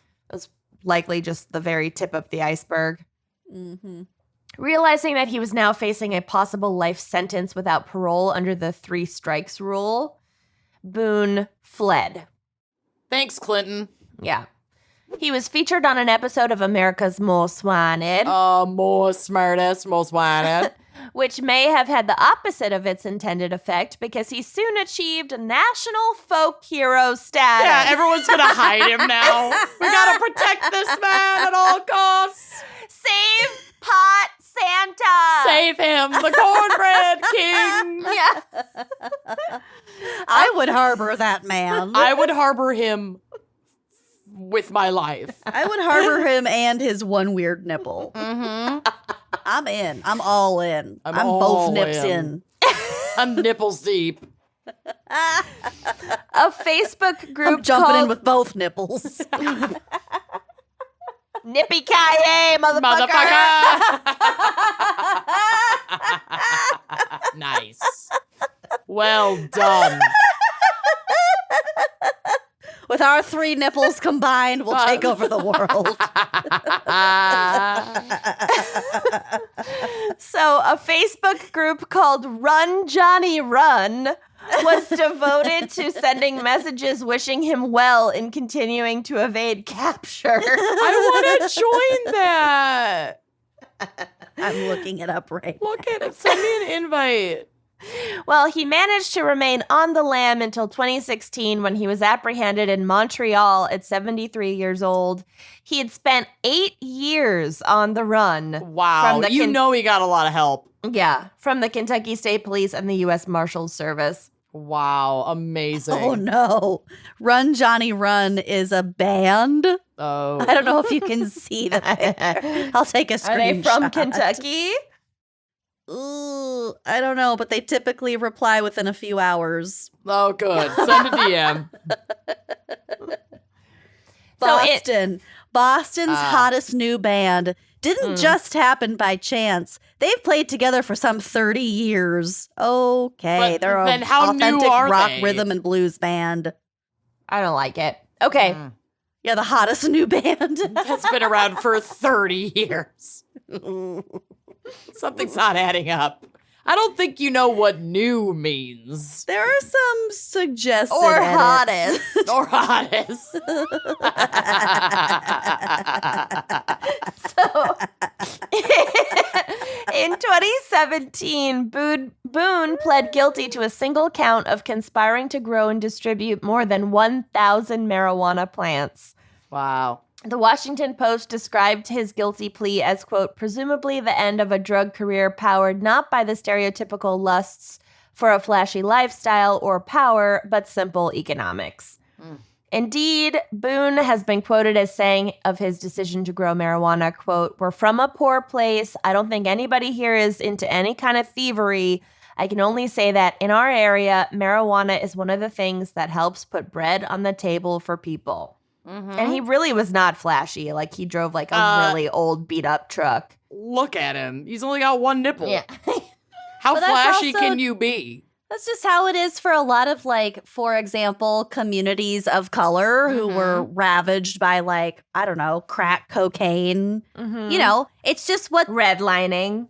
it's just White what a lot of people supremacy. did. It's what a lot of their families did. It's just Yeah. how people operated in order to make a living. Yeah. And yes, I've been watching The Wire. Yeah.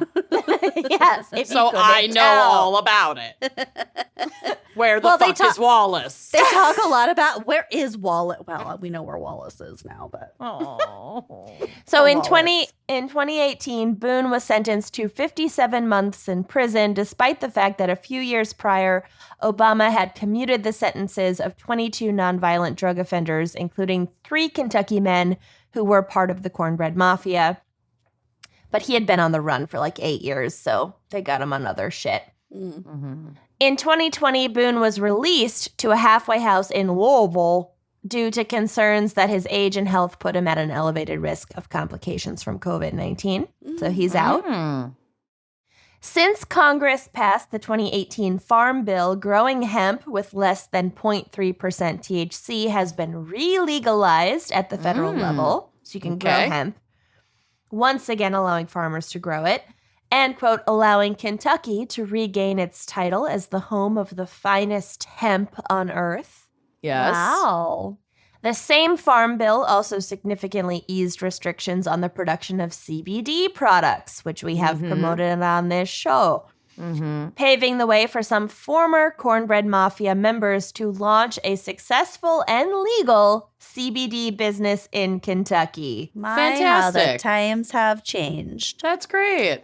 Good And for the- them. I know my case was long, but I have like one other story to like 2 other stories to like tell you. Oh my about. God. Okay.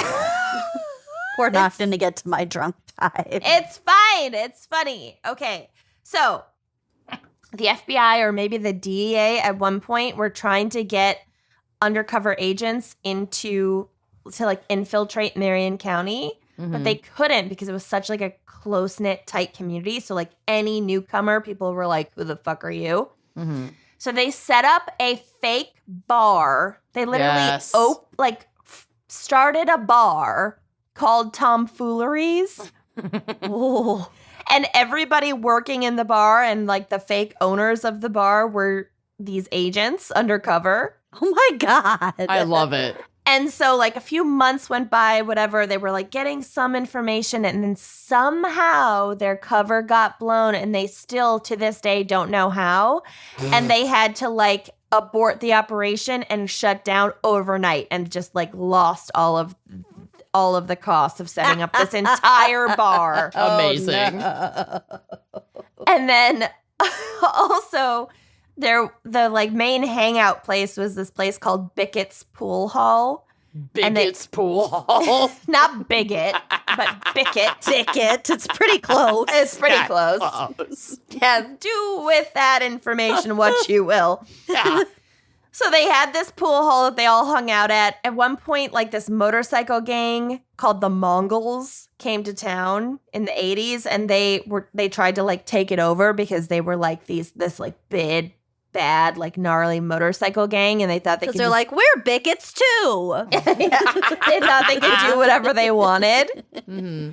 And so the guys like let them like strut their stuff and like act all cool, whatever, at the pool hall. And then like some of the Cornbread Mafia guys like snuck out and fucked up their like huge massive trailer that they had all their bikes stored in and like fucked up like every motorcycle in this trailer truck.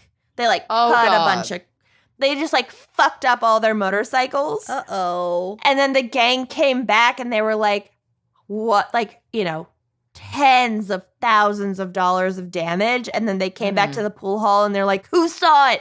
Who fucking did this? Whatever. And everybody was like, I didn't see shit. Well, we know they don't snitch. God.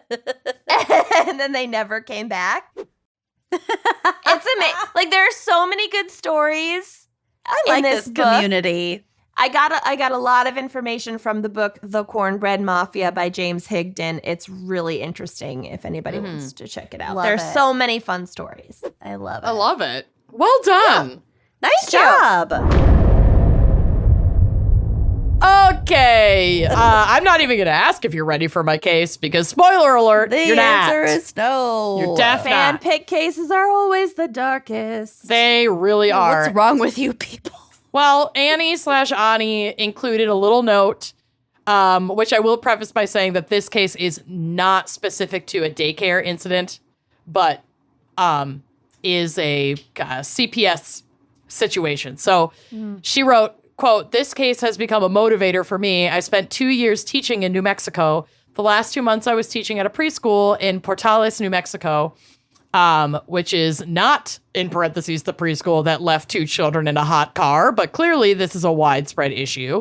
Oh my God. The preschool I worked for was spanking children, which should have been it for me, but I stayed another month and recorded evidence of teachers and the preschool owner abusing children, which, like, I respect think that. that's the Like, right gather call. evidence. Yeah. Yeah, if you're staying to gather and Right. use evidence, that's To different shut that than shit down. Staying. Mm-hmm. 2 other teachers and I resigned when we witnessed the child of another teacher was punched in the face by a separate teacher as punishment. Jesus. I spent 3 months contacting media outlets, CPS, CYFD, which we'll get to, and any other group I could find. If by some miracle someone answered at CPS or CYFD, the case was taken seriously until I mentioned that it occurred at a preschool and that I would be quickly told that someone would send me a letter within 6 weeks, which I never got. What the hell? And there's a lot in here about CYFD and the system. This case is fucking tragic. She continues to say, unfortunately, because of the high poverty rate in New Mexico, little attention is given to preschools, daycares, etc. Most available resources have to be diverted elsewhere. I have not returned to teaching, and I don't think I could. The nightmares I get and the guilt I feel for not being able to help children put in these daycares will never go away. And one last thing, I want to beg any parent that has a child, and you say in daycare, but like really anywhere, any parent with a child, to be aware of a few things. One, you can and should drop by unexpectedly at daycare. Always check that your child's daycare is following teacher to student ratios strictly, which is, I mean, obviously so under-resourced. This is becoming a growing issue. Yeah, don't just believe what they tell you. And always ask to see proof of certification. From all teachers. Yep, from all teachers. So, yeah, these questions will weed out a possibly dangerous environment, and all of this information should be very easy to obtain. So that's what Annie wanted to just give a little insight on why they connect with this case, and it's right. I guess I'll allow a super dark case since you have a super dark backstory to go with it. It's a fucking really sad case, and I rarely do this, but I just want to give a big, huge trigger warning because we are going to be discussing sexual abuse and death of a child, and it's really fucking horrific. So, oh God, I'm so sorry. Before you get into it, I just want to thank Annie again for trying to do what they could to protect those kids. And, you know, you something might have come of it that you're not aware of. You might have contributed to a broader investigation. You don't know. Like, just have hope that your efforts made an impact. Made an impact in the end, or will eventually. Absolutely. Yeah. So Victoria Martens was only 10 years old when she was found dead in an apartment in Albuquerque, New Mexico. Her remains were discovered by police who had responded to a call that neighbors made regarding a domestic dispute in the apartment. So it's like loud fighting, neighbors call the police. Yeah. Victoria was living with her mother, Michelle, and she also had a half-brother who lived part-time with his father, so he was not home on the night of her death, thank God. And he was 2 years younger than her, so he was 8 at the time. Victoria's parents were not together, and her father's name is not public. He's not involved in this case whatsoever. So this is the only time you're going to hear about her dad and her brother. He definitely was not home. Nope. Not involved. And the brother, her half-brother, was with him. I think they lived in like another state even. Okay. Michelle was working at a local deli to support her children. She did not have a criminal history in New Mexico, and by most accounts was a hardworking and loving parent. She was actively dating men who she'd connect with online, and in 2016, she actually made a call to Children, Youth, and Families Department in New Mexico. So this is like this is the CYFD. It's like their local CPS. To report that her boyfriend at the time, David Hernandez, had tried to kiss 10-year-old Victoria. Michelle broke off the relationship, and it's unclear how much she knew about David's history, but he had a criminal record for sexual abuse of minors, including several of his own family. Oh, God. Well, it's good that she Believed her daughter, broke it off with him. I mean, she may have even seen it happen. Yeah. He was not a registered sex offender, however, because the charges had been dropped after his arrest, so they never went to court. Shit. So it's not like she could have like looked him up. his status. He wasn't he wasn't registered. Yeah. Fuck. The report was received by CYFD, who advised her to also file a report with the local police, who in turn did not investigate because they said they couldn't take action, quote, over an attempted kiss. Fuck those cops. Fuck them. Oh, there's more. And he'd already been kicked out of the apartment and sent on his merry way. There would be 4 more calls to CYFD in the coming months, though the details of those calls are unclear, and there isn't a solid report because the calls were never investigated by the department or the police. My God. Enter if there's Michelle's an attempt on a child, like sexually. God.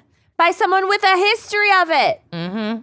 Well, and that's like, this isn't even the guy. That's like a big problem in the end. That's just oh my God. part of that's the history. That's almost the bigger issue, too. It's like if there's a pattern. Well, and it escalates real fast. So enter Michelle's new boyfriend, 31-year-old Fabian Gonzalez, who she started dating in July of 2016. So closely after she and the other guy broke up.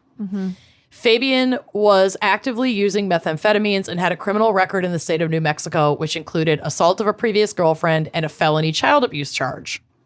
It appears that several charges happened in the same time frame, and Fabian took a plea deal that allowed his release and 2 years of supervised probation, so no prison time. Meth probably violates your probation, but yeah, go off, Fabian. Right. During their relationship, Fabian would use the apartment during the day. I mean, his probation may have ended by the time their relationship started. I'm not sure. Yeah. This is just part of his criminal history.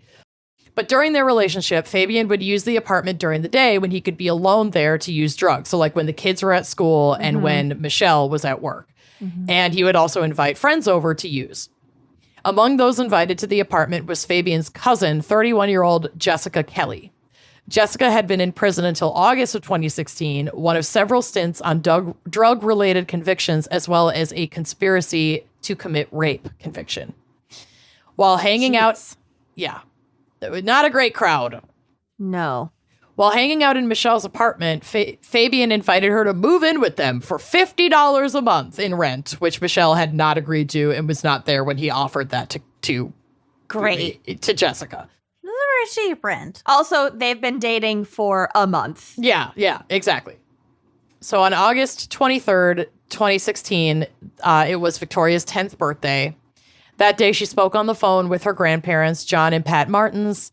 She discussed her day at school and how her classmates had brought in treats to celebrate her birthday. Oh. It was early the morning after that police responded to the domestic disturbance call at the apartment and found Victoria dead. God. Michelle, Fabian, and Jessica were in the apartment when police arrived, and Victoria was in the apartment. We'll get to this part. Michelle had a bleeding wound on her face between her eyes, and when police demanded that the adults exit the apartment, they did, but Jessica refused and instead slammed and locked the door and jumped off the balcony out the back. She survived this fall with nothing more than a fractured ankle. I think it was like a third-story apartment. Like, it's not going to kill you. It's just stupid. So the mom was in the apartment. The police come. They get her out. And Fabian. Out. And Michelle is bleeding like she's been attacked. Yes. She has a big gash between her eyes. And then her Jessica slams the door. dead.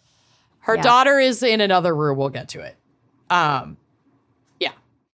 So she jumps. She survives. They apprehend her.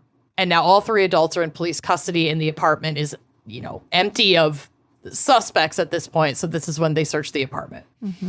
And what they found was fucking horrific. This is some of the most awful shit I have ever fucking read. So I'm just going to try to get through these details quickly and efficiently, the best I can. So Blanket trigger warning. Yeah, big time. God. So they found Victoria in the bathroom because there was smoke coming from the cracks of the closed bathroom door. In the bathroom, Victoria was in the empty tub, partially wrapped in a blanket, dismembered and set on fire. At the police station, Michelle, Fabian, and Jessica were being questioned. Michelle claimed that Victoria had been injected with methamphetamine to subdue her so that Fabian and Jessica could sexually assault her.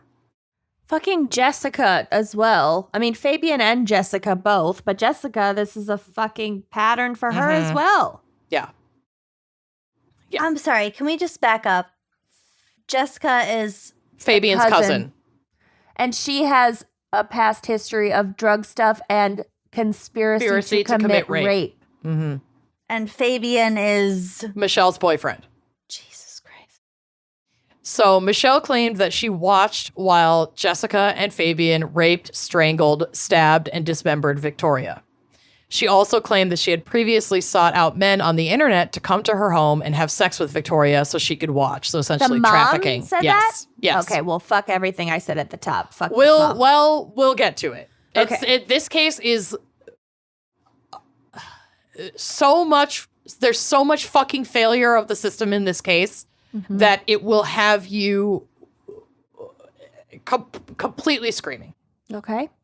In another room, being interrogated, Fabian denied harming Victoria throughout 9 hours of interrogation, and Jessica refused to speak with investigators at all without the presence of an attorney. The story Michelle provided appeared to match the scene, and Michelle, Fabian, and Jessica were indicted on September 8th, 2016 for intentional abuse of a child, aggravated criminal sexual penetration, murder, and tampering with evidence. The 3 suspects were tried separately, with Michelle's trial supposed to start in July of 2018. But before the trial, newly elected District Attorney Raul Torres announced that Michelle had accepted a plea bargain to 1 count of child abuse resulting in death. He said that many details of this case were, quote, simply not true, and that there was even a 4th suspect in this murder being actively sought out. Okay. So ends that appeared to be tied up started to unravel as more forensic and autopsy evidence became available in the years following this crime that would indicate Michelle and Fabian were not even present in the apartment at the time of Victoria's murder. Jeez.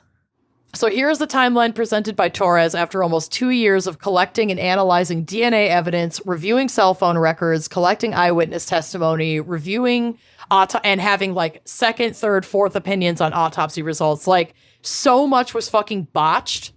Yeah. That it basically all had to be re-examined from fucking scratch. So Jeez. This is like the timeline on the day of Victoria's birthday. So August 23rd, 4:25 p.m., Victoria Martens gets off the bus and goes home. Michelle and Fabian are not present at this time.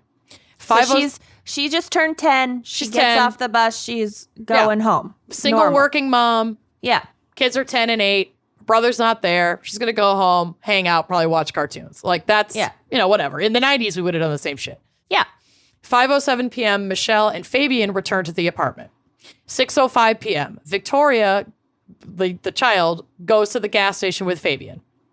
6:15 to 6:20, Victoria and Fabian return to the apartment. 6:30 p.m., Michelle and Fabian leave and go to Paradise Hills. This is like a neighboring town.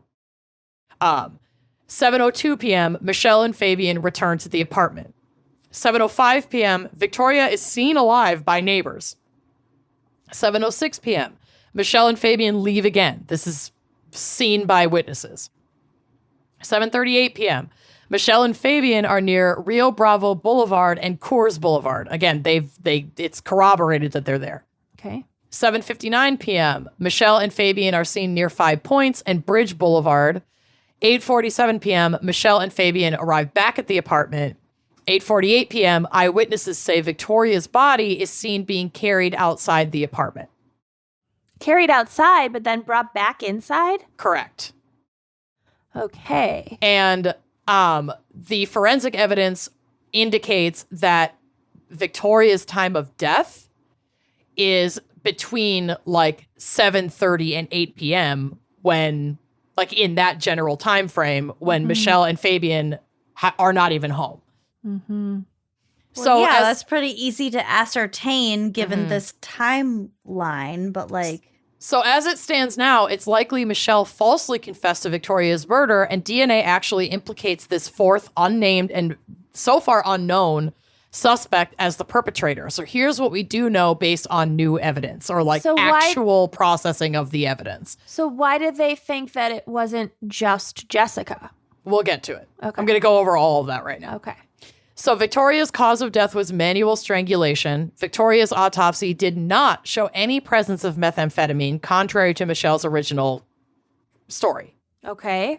A low level of ethanol was discovered, but this was later attributed to the body's process of, like, natural process of decay, which can result in the presence of ethanol. It's not enough. It wasn't enough. She for wasn't her to injected have been, like, with anything. Correct. Or like fed it. Yeah, no.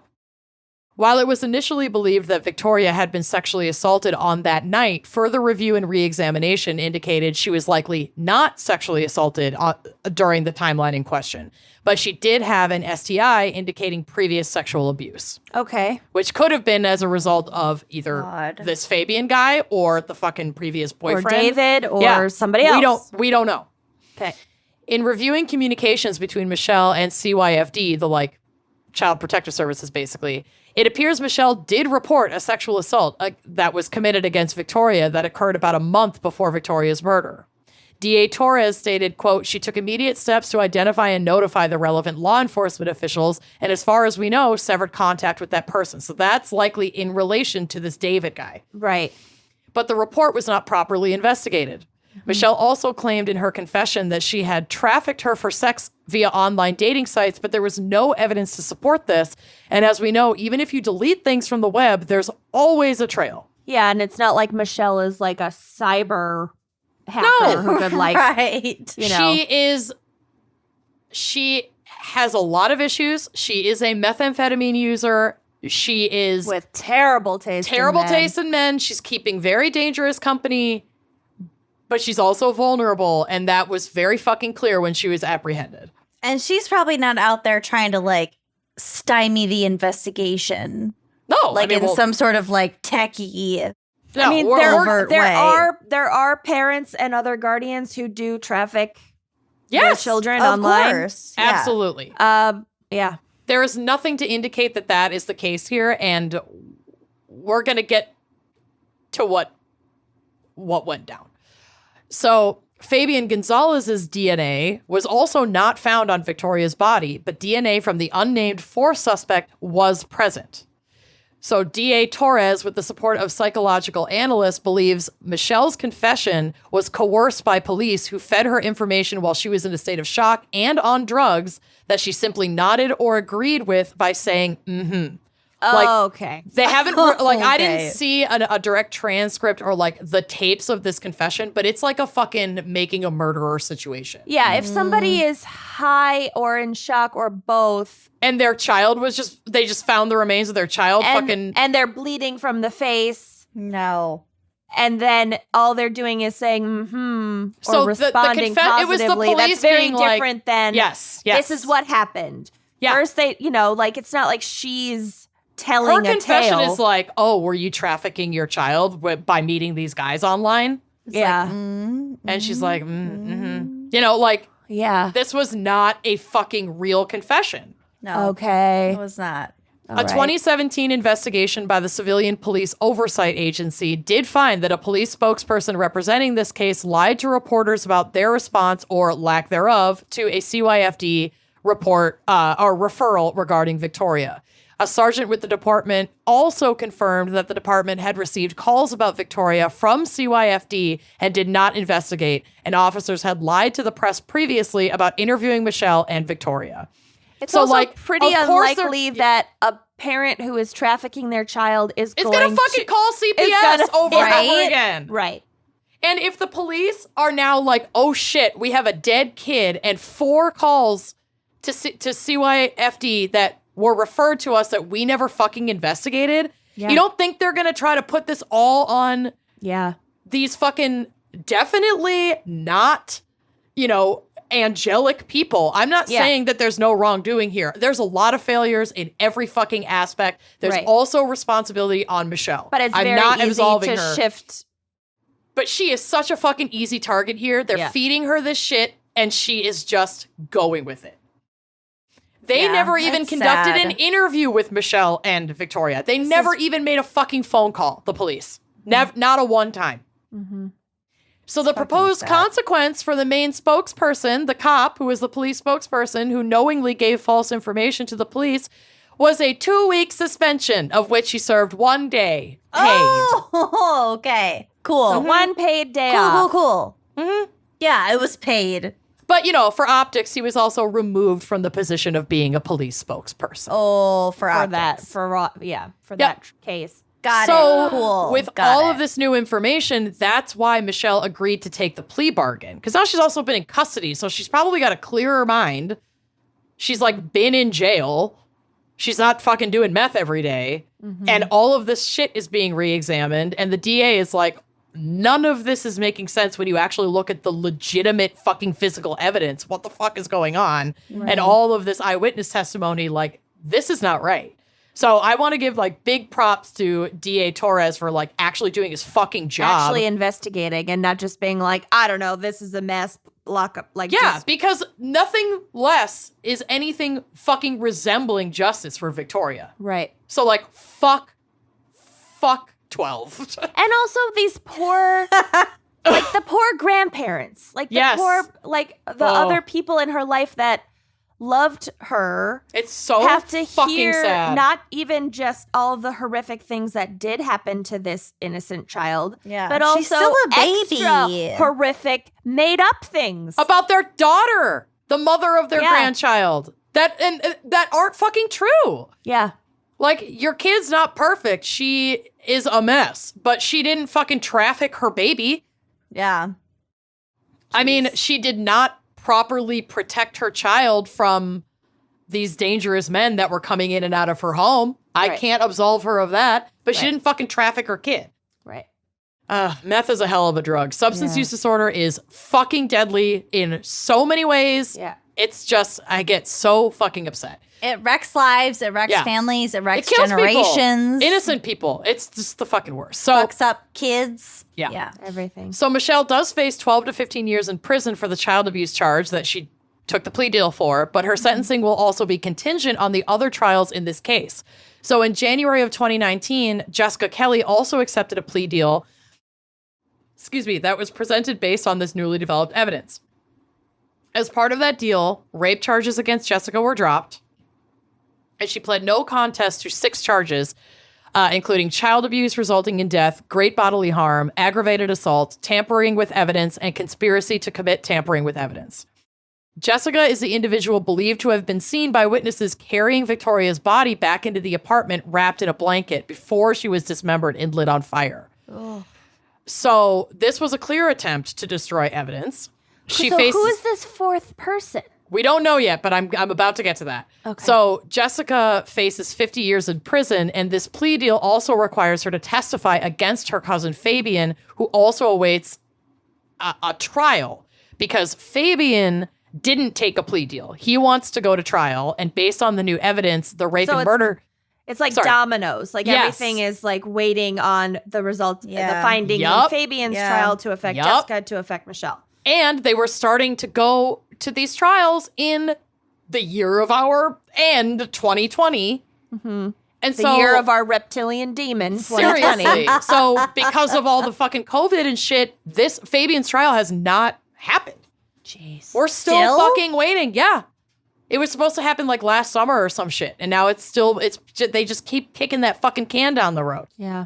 So based on the new evidence, the Is he rape still and in prison? Has he been in prison since then? we Probably. will get to it. Oh, we God. will get to it.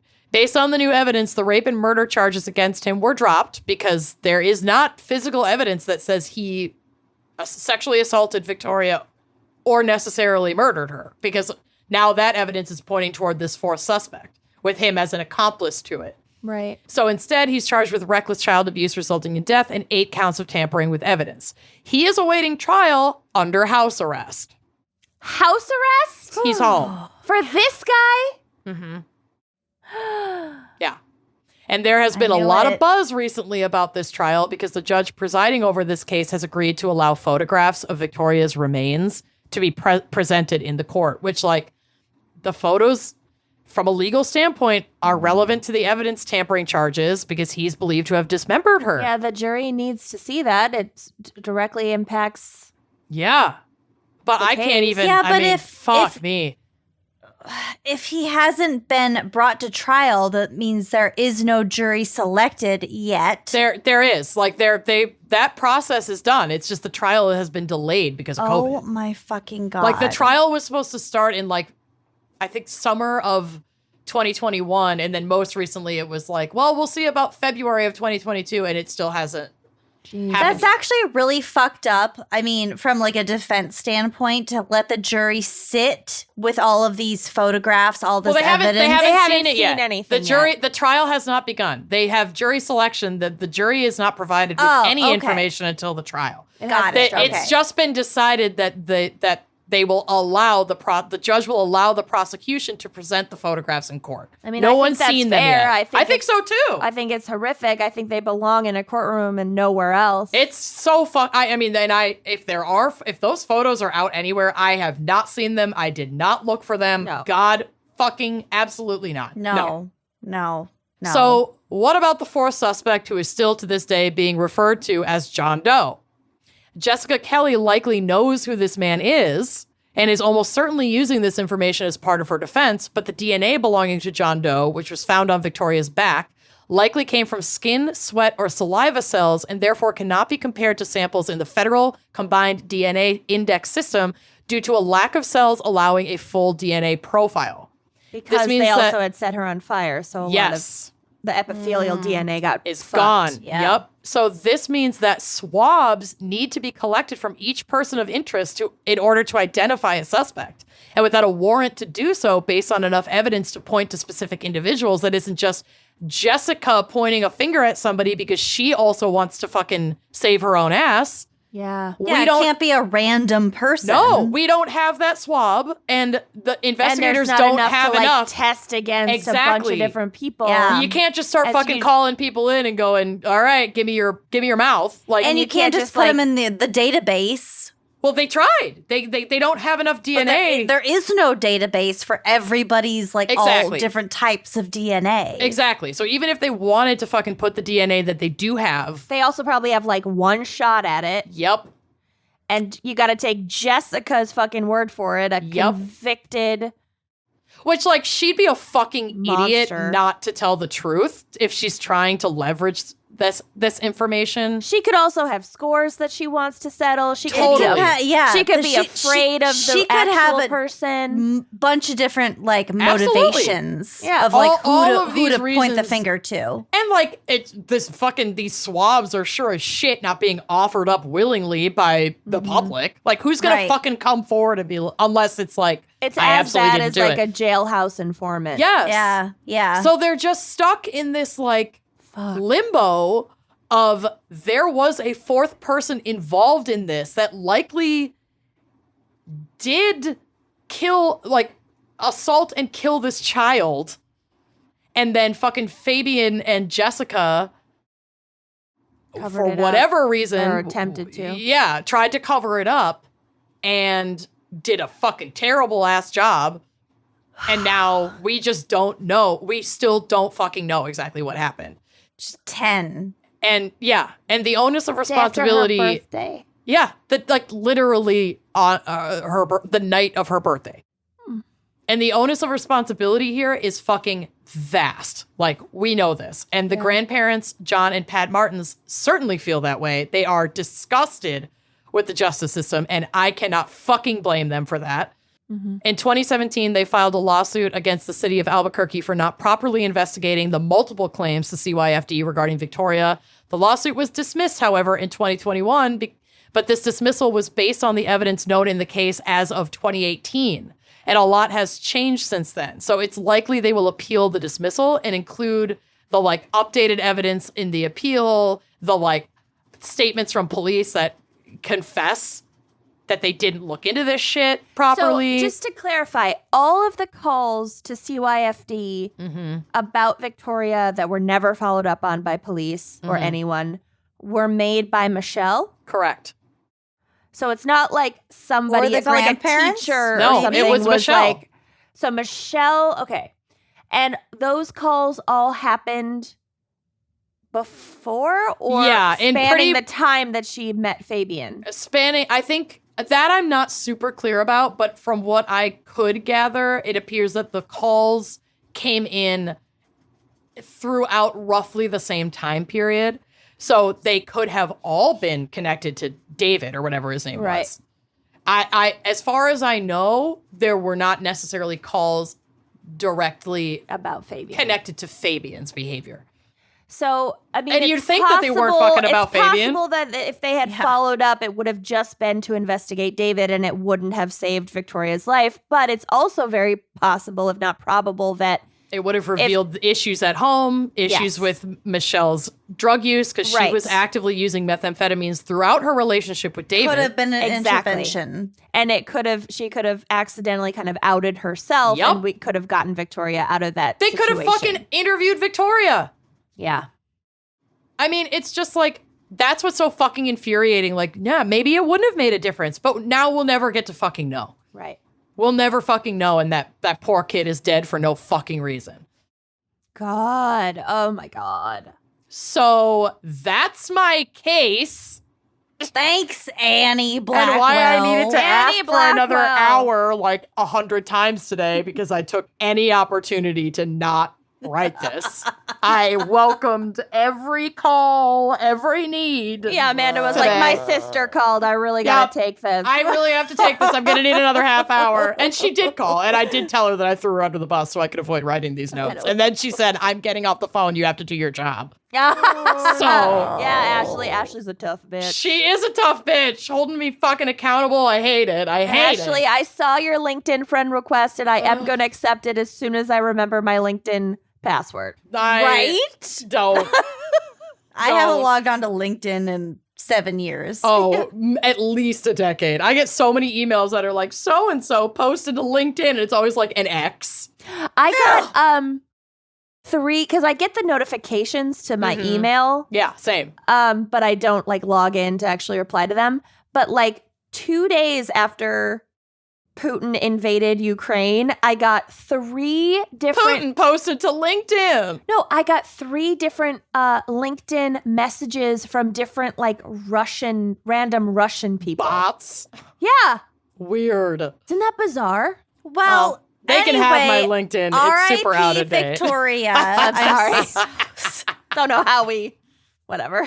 Who took a hard left. I needed to take a hard left out of this story. I needed to Palate for my cleanser. health. We really so did. sorry. R.I.P. Victoria. Jesus Christ. Who died in your case? Girly. God damn Fucking it. you. Girly. Girly I and know. Victoria. Thank you, kind of, to Annie Blackburn. Yeah, thanks, Annie. I gotta Thanks. Well, how fucking fun was that? So sad. I know. I had like distanced myself from how sad my case was.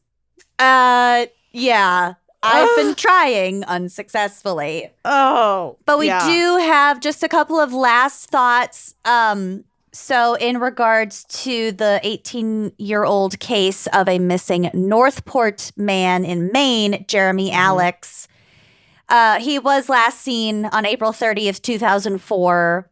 And just a reminder, if you have any information related to Jeremy's disappearance, to call Maine State Police Major Crimes Unit at 207-624-7143. Again, this is Jeremy Alex. Been missing for quite a while, and somebody knows something. So Yes. yeah, Yes. hoping this reaches the right ears. I really hope so too. I have an equally not fun update on the Victoria Martens case. And that is that the case is being closed in New Mexico, but not because they caught anyone. Like, they don't have enough information, I guess, to keep seeking out a suspect. Too sad. It's so tragic. So basically, like, the case, there's no statute of limitations in New Mexico on murder. So just because they are closing the case does not mean that it will never be solved.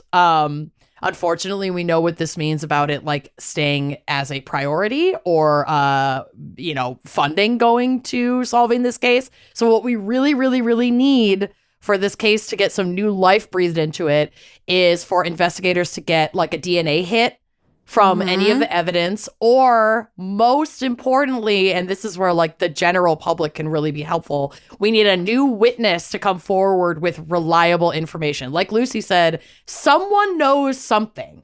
Yep. And this little girl will not be getting any justice if her murderer is just walking free. Yep. So if you know something, just contact the authorities in New Mexico, because we need this case to be solved. Yeah. Help their friends and family sleep a little better at night, because these Seriously. cases were horrific and really sad. So sad. So sad. So I wish we had some better updates for you. But Sorry. I mean, there were some folks convicted, as we saw in the Michigan governor Gretchen Whitmer, like, attempted kidnapping. So like that's good. It was fun to see those like January 6th fucking turds get some jail time. That was cool. Couple of domestic terrorists. Yeah. Where they belong.